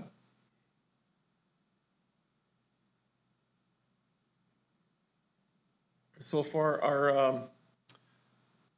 let's see, so this is now we're at the decisional criteria here. A proposed community type must be consistent with the health, safety, and general welfare for the residents of the county. So the applicant is proposing a mixed-use community type that includes neighborhoods at various scales. It includes residential, civic plazas, open space, multipurpose fields. Main access to the subdivision is from Jornada Road, which will be phase 1. They're doing 2 phases on this one. The second phase will be coming out of Mesa Grande Road. All residential lots will be accessible from paved, maintained roadways, meeting applicable standards to include emergency access. And a traffic impact statement was submitted by the applicant. And it did share, when you look at the traffic impact statement, their conclusions and findings basically states that, based on their, on their evaluation of the development, the subdivision is expected to generate approximately 203 vehicle trips within the AM, 255 during the PM, given that the access roads serving local residential streets with a limited amount of through traffic, the anticipated volumes represent a relatively low increase in traffic on the surrounding traffic network. From above, it can be concluded that the development of Salado Springs will have a minimal to moderate traffic impact on the adjacent access roadways, Coronado Road, Mesa Grande Drive, and Peachtree Hills Road. Therefore, the project trip generations are not anticipated to require surrounding roadways to be improved besides the extensions and pavement of Peachtree Hills Road and Mesa Grande Drive to the project boundary. And this is coming out of the site threshold assessment that I just handed out. Number 2 is community type should not be in significant conflict with the comp plan. The proposed development is not in conflict with the comprehensive plan. We believe that the proposal complements surrounding residential and institutional uses and goals such as G1.1, which is to plan for communities for new population, develop scenarios for growth, ensure regulations support the plan requirements, provide usable civic space and protect sensitive areas, coordinate the location, scale, and use of civic spaces, and to provide marketable and affordable housing.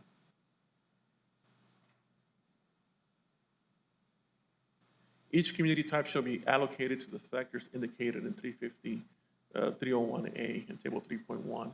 So we saw the sector plan layout. It appears that the areas within the O2 and G1 controlled growth sector. So, like I said before, Plan 2040 was adopted in 2015. Since then, infrastructure such as sewer, water have been brought into the area.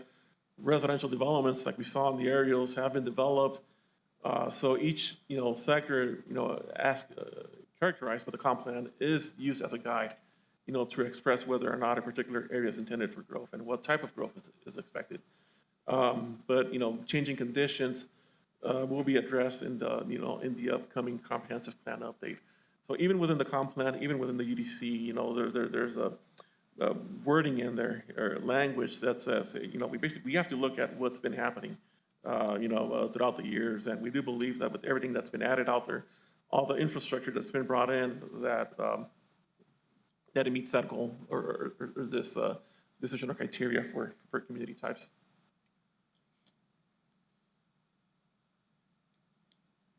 Water and wastewater services. So out there currently you have Moongate Water.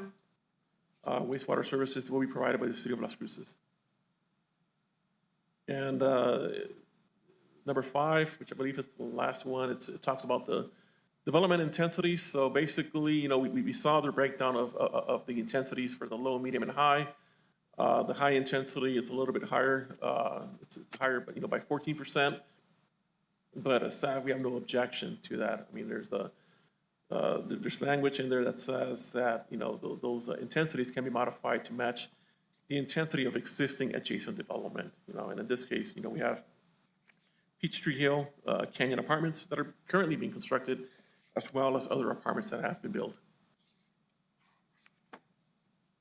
So for our findings for the community type, we do believe that the request meets the decisional criteria. We believe that the request is not in conflict with the adopted elements of the comp plan.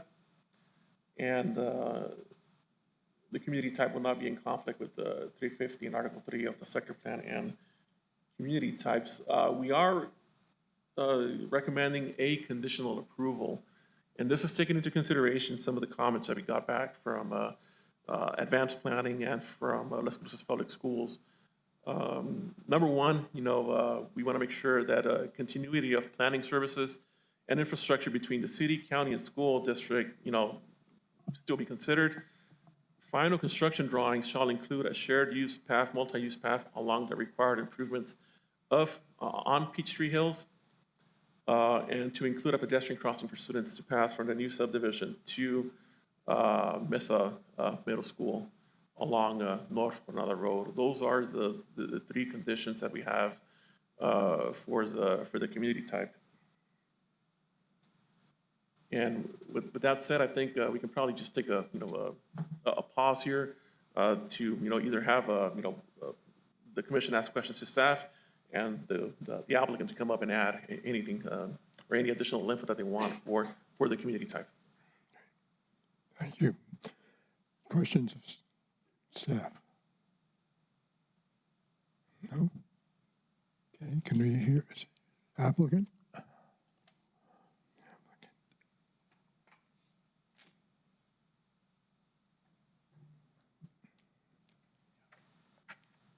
Good morning. Morning. Please raise your right hand and state your name and address for the record. Kent Thurston, 1880 East Loman. And do you affirm the testimony you're about to give is the truth under penalty of law? Yes. Thank you. Albert, do you know if my presentation is on there? How do I get there? Joseph, can we add, there should be a PDF in there that basically says applicant's presentation.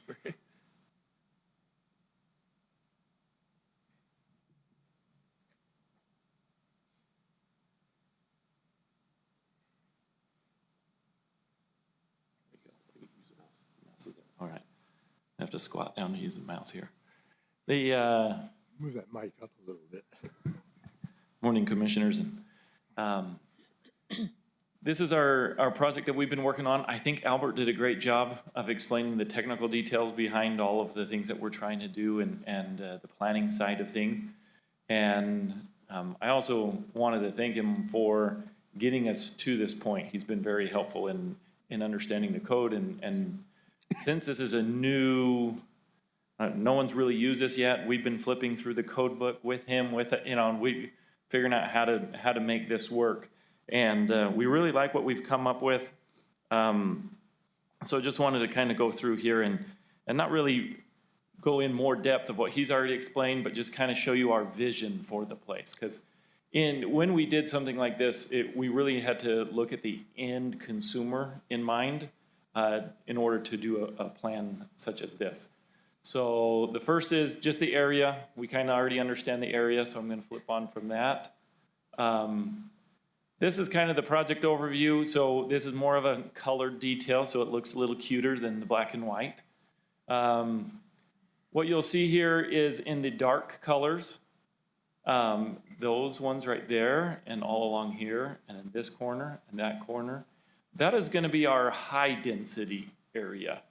And we have, let me see if I also have this one. So this is our high density. You can kind of see the darker, as we've labeled it at H for high. Now, we're a land developer and also a home builder.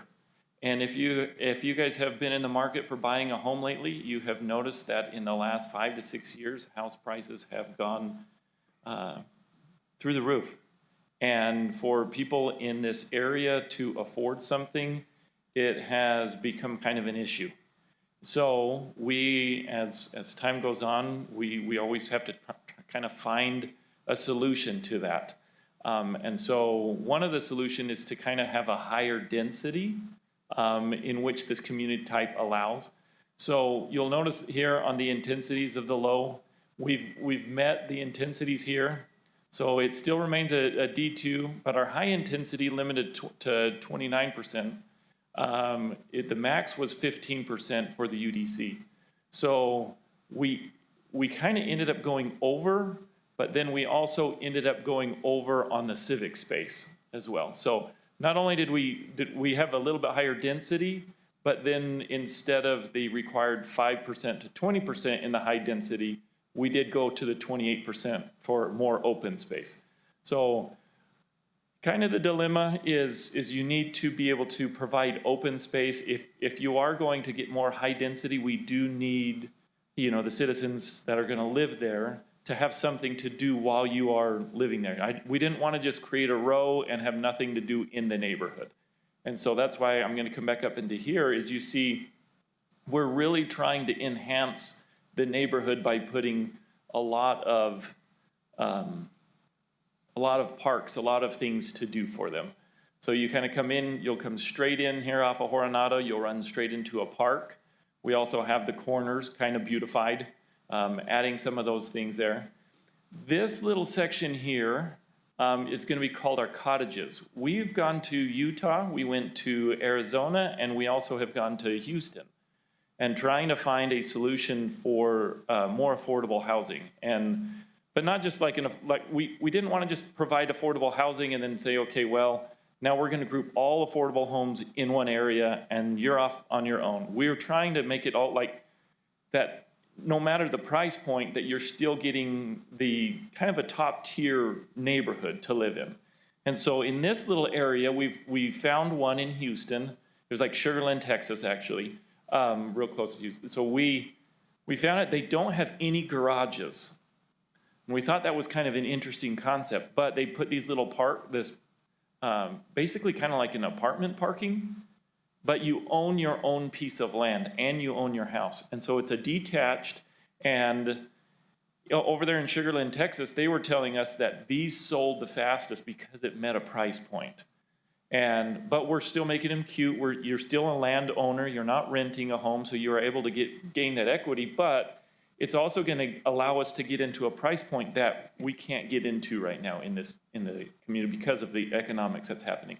So this is going to allow us to get into a different price point that we can't. And so to be able to service those who are wanting to get into a home but cannot afford a home.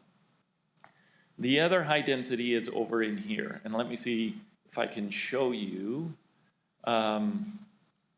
Let me see if I can show you this concept. Those are the parks, but I wanted to show you the concept of, this is This is gonna be your alley loads. So once again, we have had to remove some people's yards from them to be able to get that affordability in there.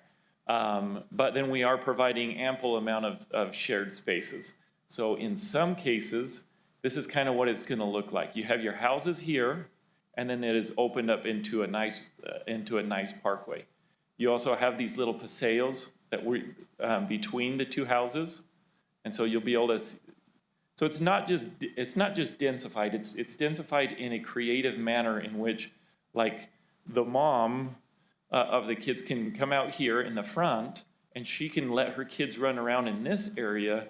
And as you notice, there's no cars in that area.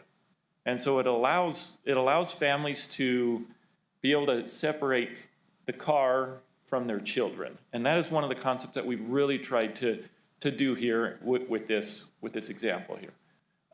Here's another good example of what the paseos can look like and kind of the concepts that we've pulled from.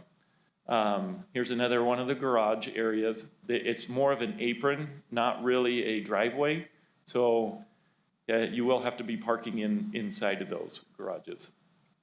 Because of the density of it, we do need to provide some off-street parking, just when your friend is gonna come visit you, and well, where do you put your friends? And so we have accommodated for that in the design, making sure that we're gonna have parking. Now let me go back up to the top so you can kind of see that in here. So here's that parking area that will add that additional parking so when your friends come. So here's the park. I'm gonna go to the colorful one, it looks better. So here's the park. Now these houses right here will be fronting the park. So you'll see when you first come in, instead of seeing rock walls and garages, you will end up seeing the fronts of the houses. And so we kind of try to hide the garages from really the street views in this instance. And so then you'll have these walking paths and pathways through here.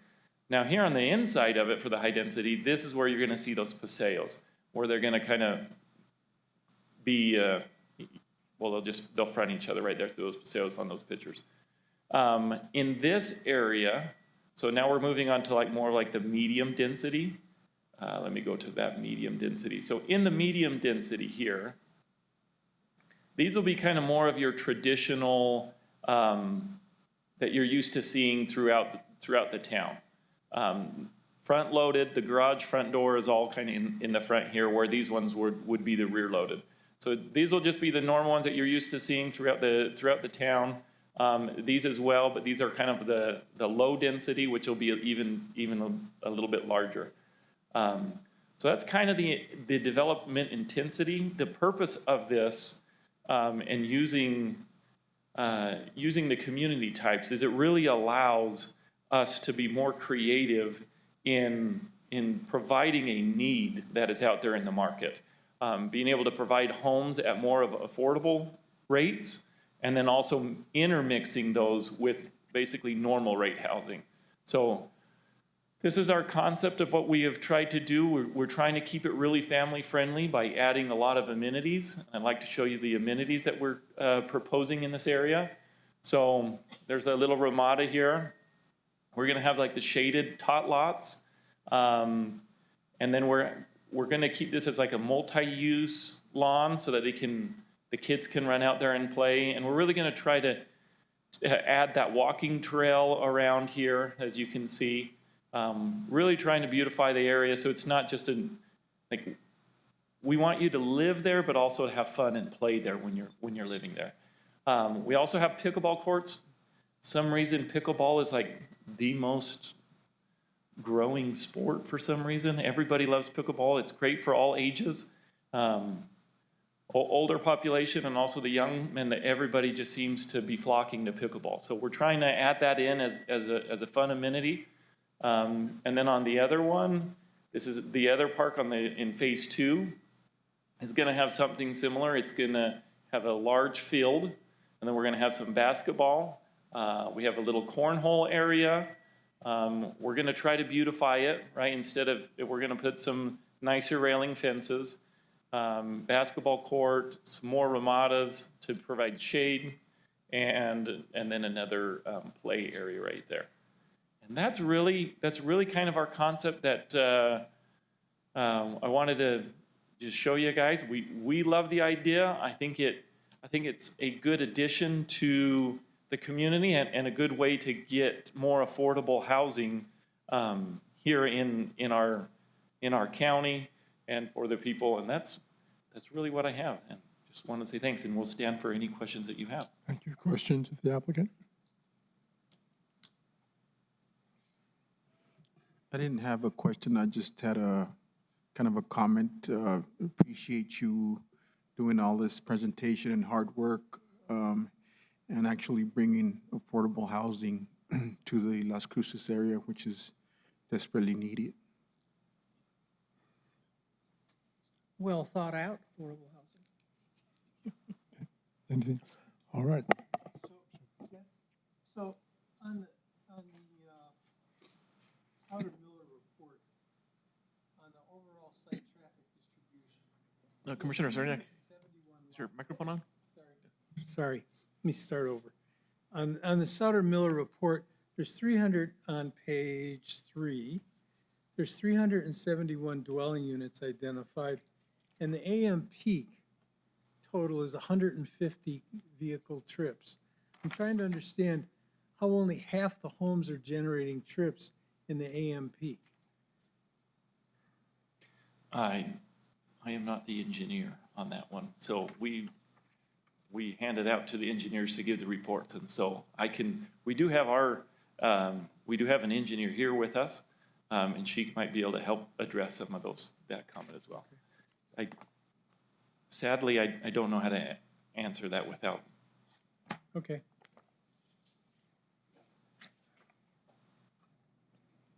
Good morning. Please raise your right hand and state your name and address for the record. Julia Nice, 1130 North Alma School Road. And do you affirm the testimony you're about to give is the truth under penalty of law? Yes. Thank you. So the best explanation I can give is that not every single person.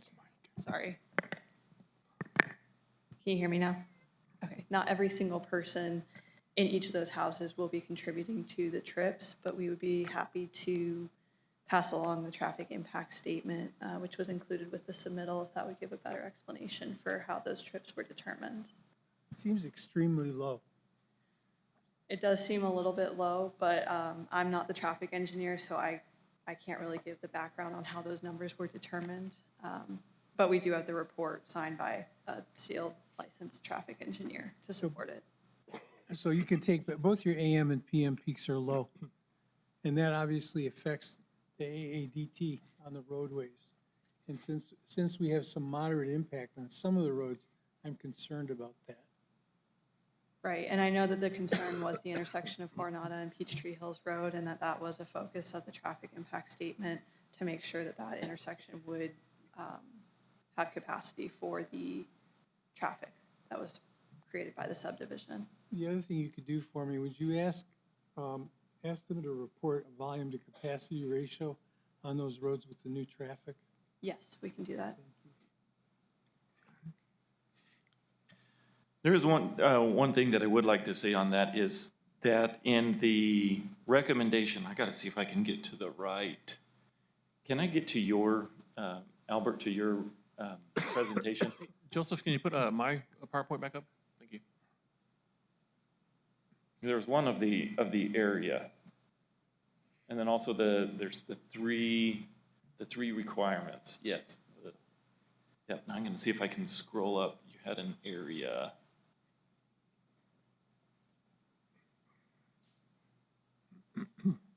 That area map. You had one that was even bigger. There, this area. So right now we're asking for the community type and also the preliminary plat.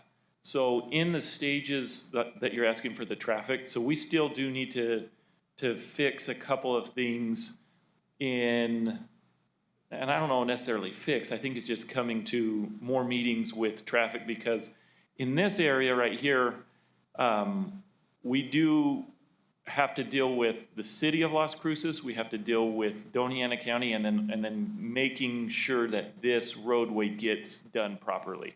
So that's not a finished, it's just not finished yet, which will be finished in construction drawings. So once this is done, then we still got to go deal with staff and the city to figure out how this intersection is really going to take off, and how do we do that there.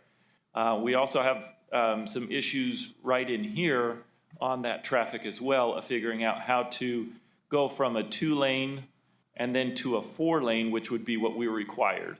And so that doesn't really, that's kind of hard because we don't own this piece. And so for us to connect from here all the way to there as a 4-lane, it would require this, this landowner to kind of kick in some money and help out as well. And so we do have some challenges for the offsite. As far as the preliminary plat stage that we're in right now, though, I think we're okay to, in my opinion, we're okay with that to approval. And that's why I think on his comments here of conditional approval, let me see if I could get to that very last. Oh, I scrolled way too fast, didn't I? Let me go to the bottom.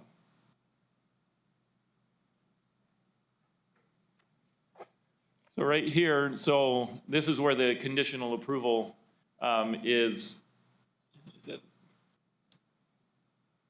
It's this one, right?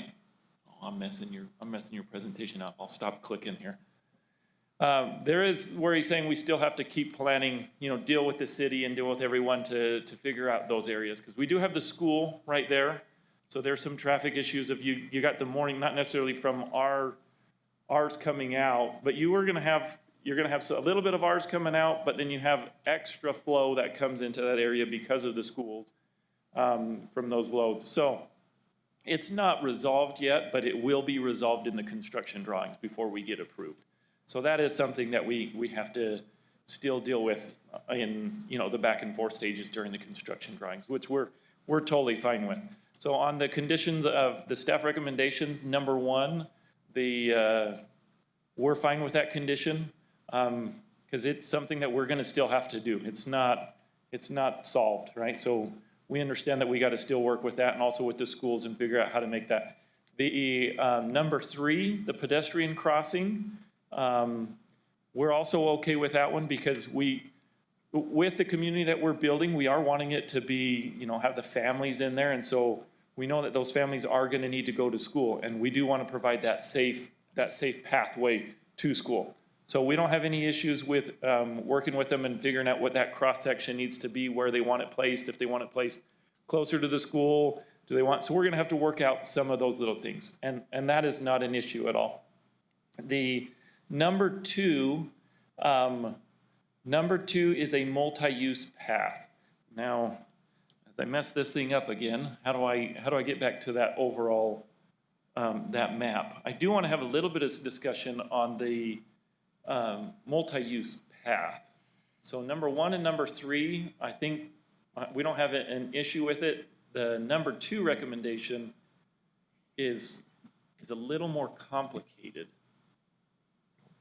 Yep, that's good. So we are the owners of this piece right here. And do I double click this and will it make it bigger on their screen so they can?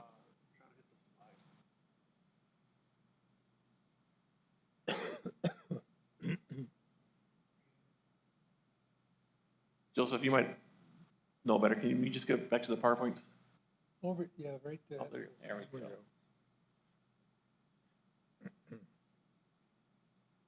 Perfect, that works great. So this area right here, it's like 20 acres. We own that. That is currently, it was passed through the P&Z in Las Cruces. We are working on the construction drawings right here on this one. And the city of Las Cruces has different rules and regulations. And one of theirs is with the new update, we're supposed to provide parks. And so one of the parks that they're allowing us to do is that mixed-use trail.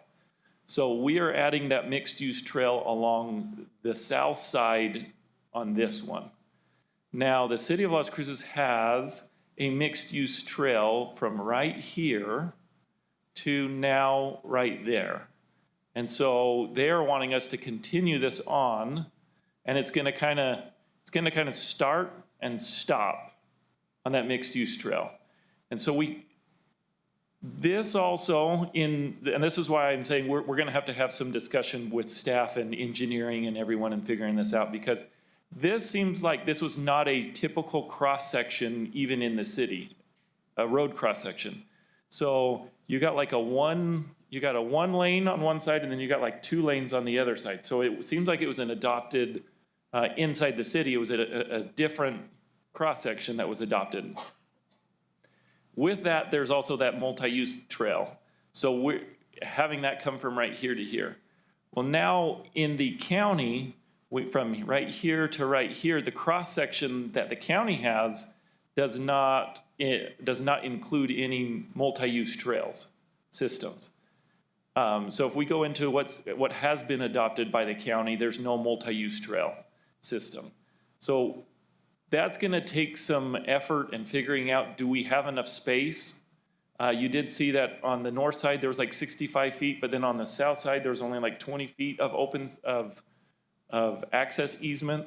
And so that's the only one condition. I totally agree with the forethought and the planning of the mixed use trail, which we like. I like the idea that these families can get on a bike and then come visit this neighborhood and vice versa, that we have that connectivity.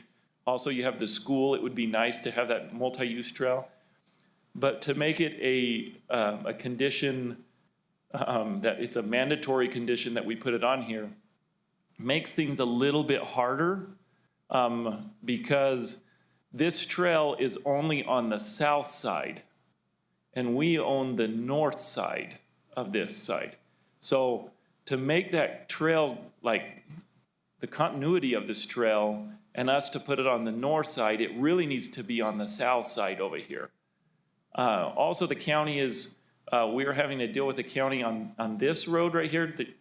I believe you guys are trying to engineer this road right now, if I understand that correctly. So there is gonna be this connection from here to here, and trying to figure that out. So I guess what I'm trying to say is putting the condition of the multi-use path on us for this side.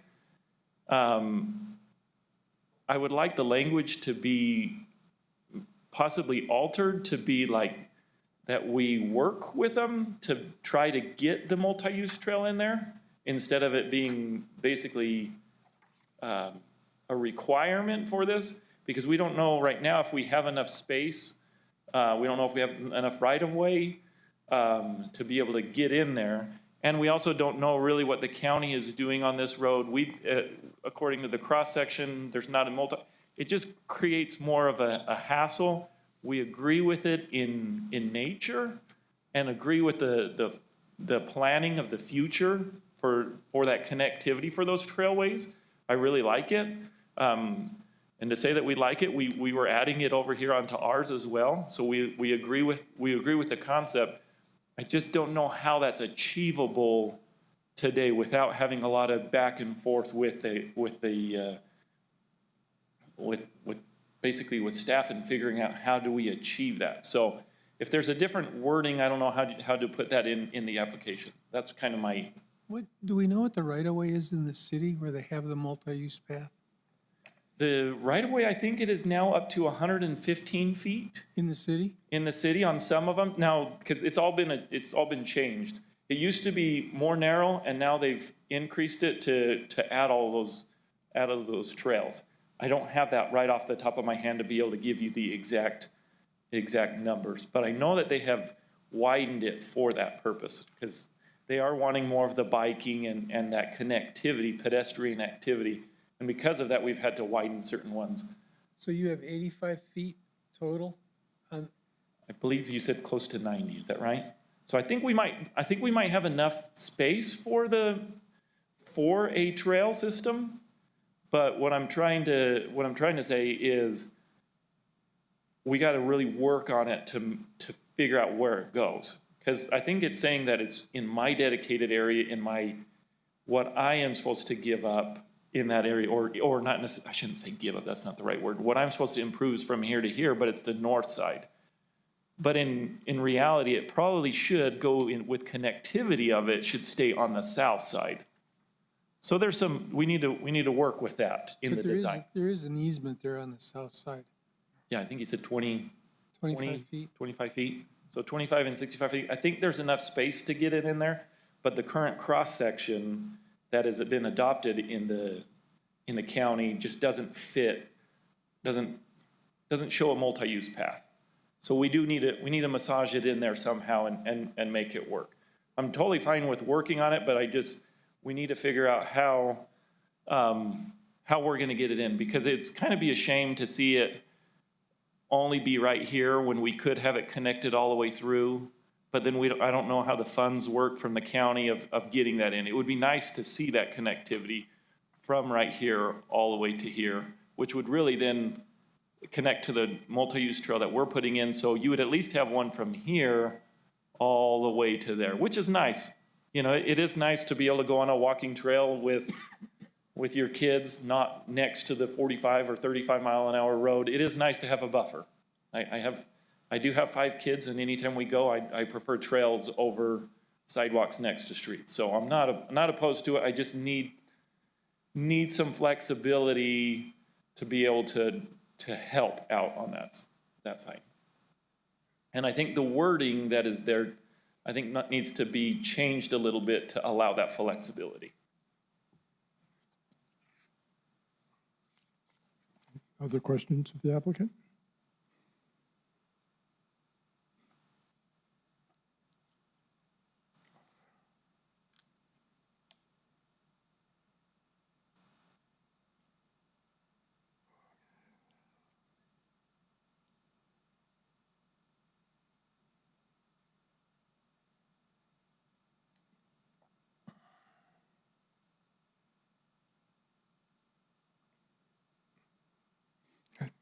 Are there other members of the public that wish to comment on this case?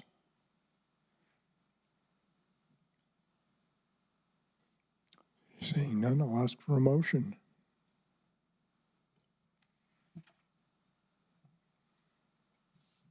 So Kent, on the improvement for number 2, on this shared path, I'm just reading the way it's written. Final construction drawing shall include a shared use path, multi-use path along the required improvements on Peachtree Hills. Maybe I should ask Albert this. The way it's written, couldn't that shared path just show up in the easement on the south side? I mean, are you requiring him to include the multi-use path on the north side? Well, Commissioner Zerniak, Chair Sargis, you know, the intention of that statement, you know, as it reads, you know, it doesn't really cap or, you know, the applicant on a specific location along the required right-of-way. You know, my intent was to make it as flexible as possible, to be able to, you know, have those conversations with the, you know, with county engineering staff and city staff to see, you know, what would be the best location for that multi-use path. The thing we got to consider is that, you know, those are private right-of-ways, and even though the county's going to go in there to make some improvements on Peachtree Hills, it might not be the entire, you know, 90-foot right-of-way, you know, based on funding that's available, you know, and other factors. You know, we might not be able to improve the entire 90 feet that's out there. So, you know, I try to leave that comment as open as possible to not make it too specific on where that multi-use path should go. I do concur that it probably should follow, you know, where it currently is on, you know, on the west side of Granada, which is the south side of Peachtree Hills, just so it, you know, flows all the way across, you know, along Peachtree Hills. But the intent was to leave it as flexible as possible. So it could be in the easement. Yes. In the south easement, right? Okay.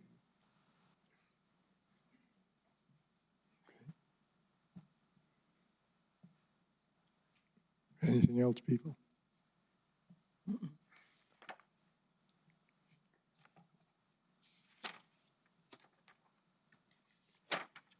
I make a motion to approve case number CT 25-001 as per with the conditional approval from, Conditional approval with the conditions as stated by staff? correct. Have a second? I second it. Motion for conditional approval by Commissioner Uranga, second by Commissioner Fisher. Call the roll, please. Just, Hang on a just a second. question.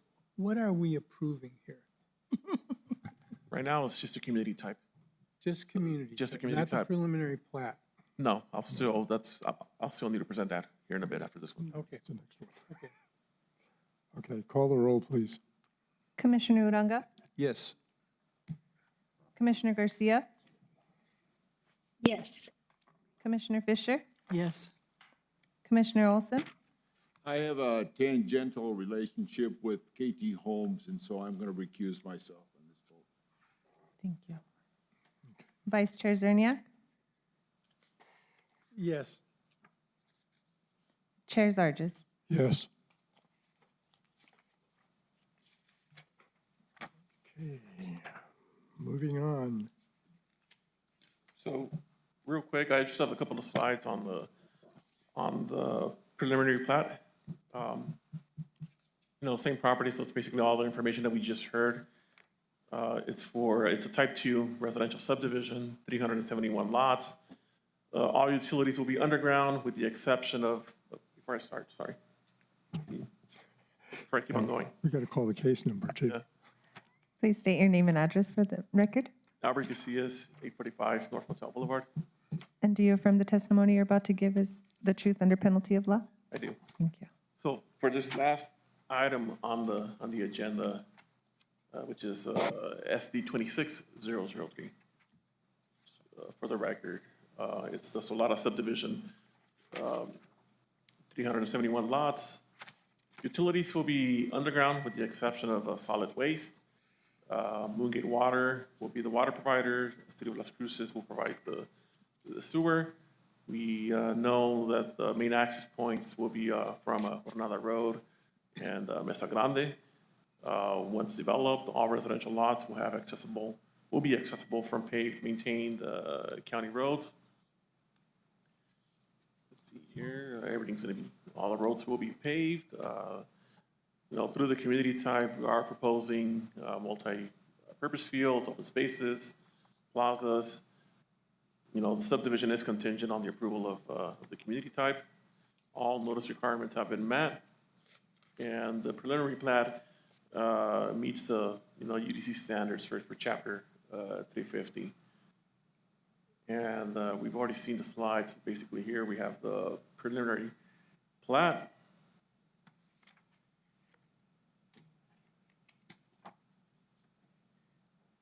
And then here's a list of the subdivision requirements.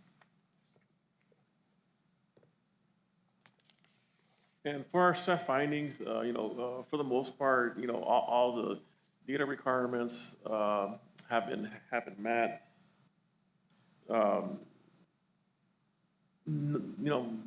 State agency reviews, for the most part, those have been met.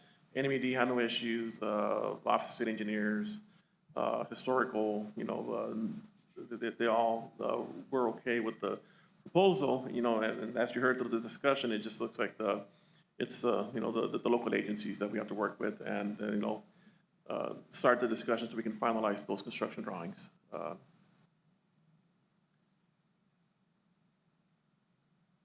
So our recommendations for this subdivision, of course, is to have the community type be approved, which it just was conditionally. To continue, that discussion, between city, county, and school districts. To have the final construction drawings include a shared use, multi-use path along Peachtree Hills, the location to be, determined at a later date through future discussions. And then to have that pedestrian crossing from the new subdivision to the school along Coronado Road.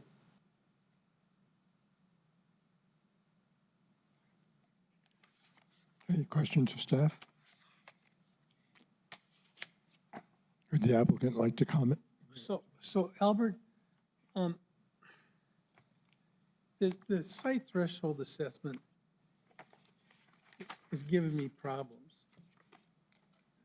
It says, based on the results, the development of Solara Springs is expected to generate 203 vehicle trips in the AM peak and 255 vehicle trips in the PM peak. There's 371 units. There is no way that those numbers can be that low. So I think as a condition, I'd like to see either an explanation or a revision of this site assessment. I don't know where they came up with these numbers.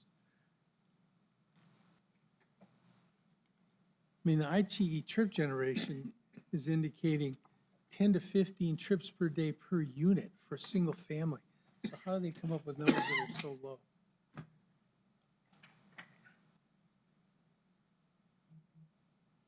Is there a, Commissioner, is there a specific language you want to include as part of that condition? Well, as far as conditions, I guess I would ask that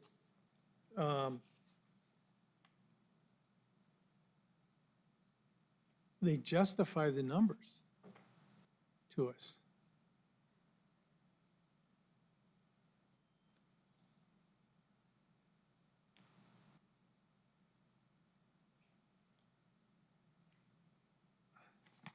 Would it be to justify the numbers or to actually update the site threshold assessment?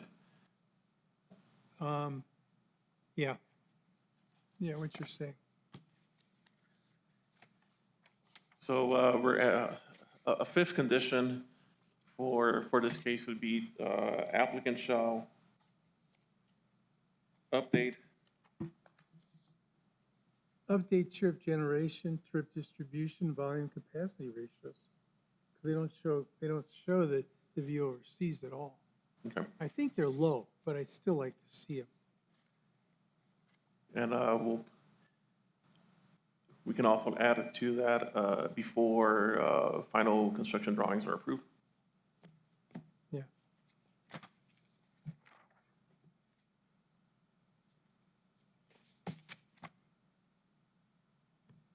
Okay, anything else? Ken, do you want to comment on any of this? Please raise your right hand and state your name and address for the record. Kent Thurston, 1880 East Loman, Las Cruces. And do you affirm the testimony you're about to give is the truth under penalty of law? Yes. Thank you.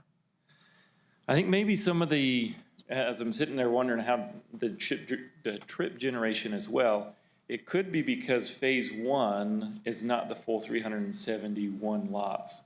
And so the way that it is you might be getting some coming, now I'm not the traffic engineer, this is just me speculating, that you might be getting some of that trip generation is going to Jornada, but then you might have some also that's going south. But I'm not, Kent, I understand. I'm not the traffic engineer at all. But on the table, the total's 371. Okay. Okay. So it's We'll not- go ahead and we'll have him update that and work with staff on that.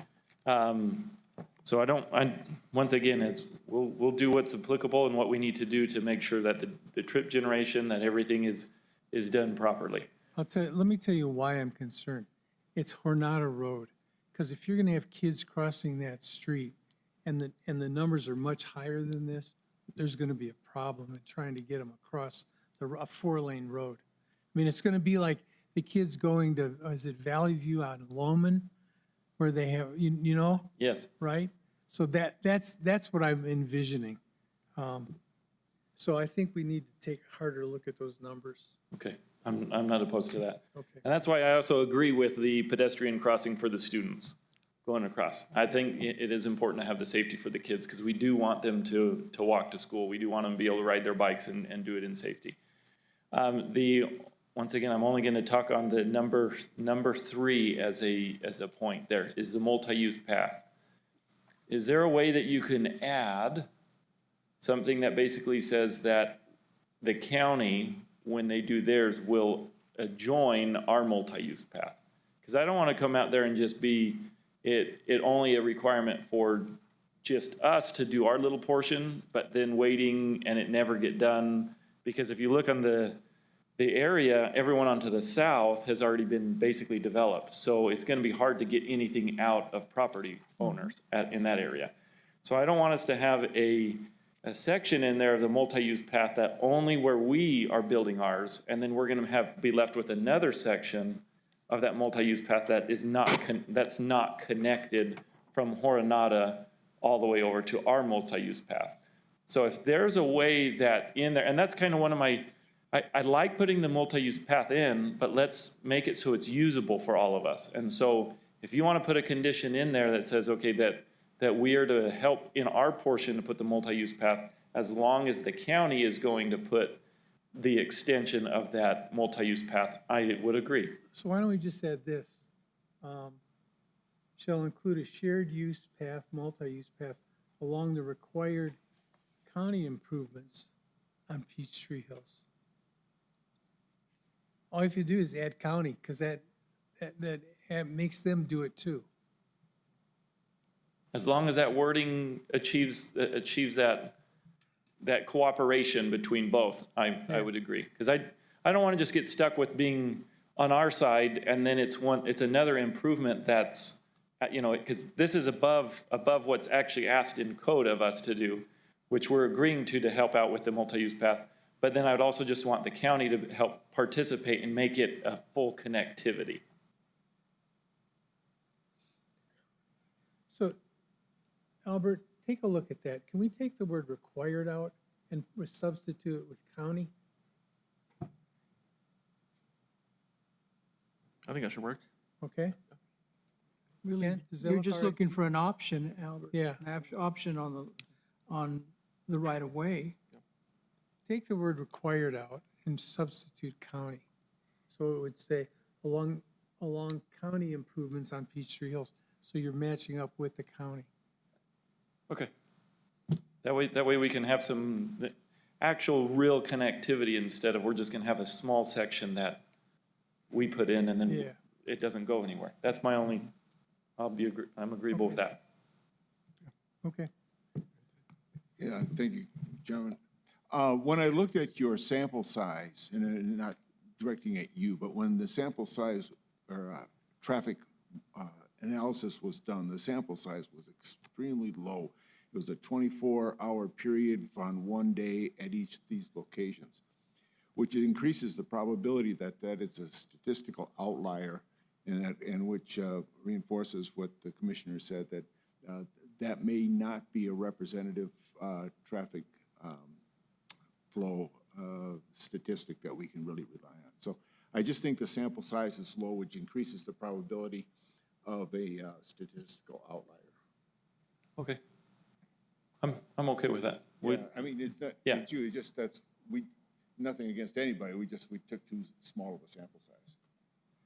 That'll work. We can update that and make it work with staff.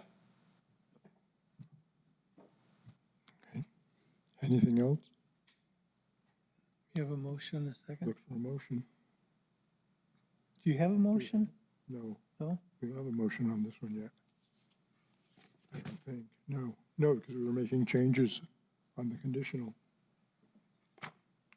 So let me make a motion.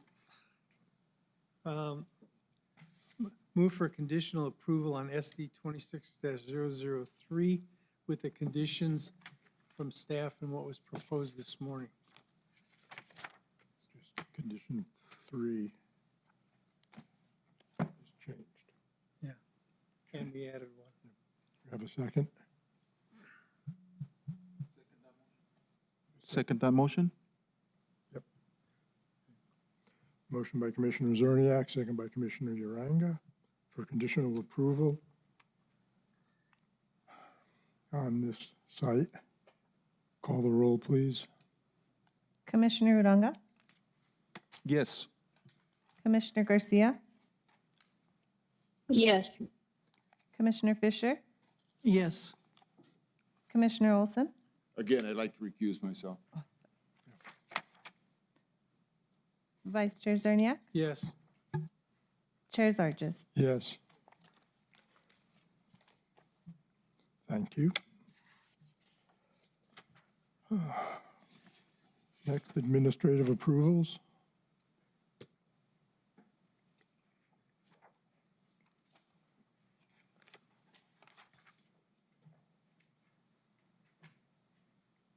Chair, so On the screen right now, you basically have some of the residential and commercial building permits that have been approved for the month of April. Total, we had about 77 residential permits. Those include additions, rock walls, improvements for residential properties. But we do have 27 new site-built homes that were submitted on April of last month. We had 3 solar permits, but when I read the description, they're basically for EV connections on residential property. 107 electrical permits, 93 plumbing permits, 18 mobile home permits. We had 5 commercial permits in Valo. They were basically just remodeling the AutoZone. On 250 County Line Drive in Chaparral, they were adding a basketball court, canopy, and they were doing some roof work. At 2100 West O'Hara, they were also doing a roofing job.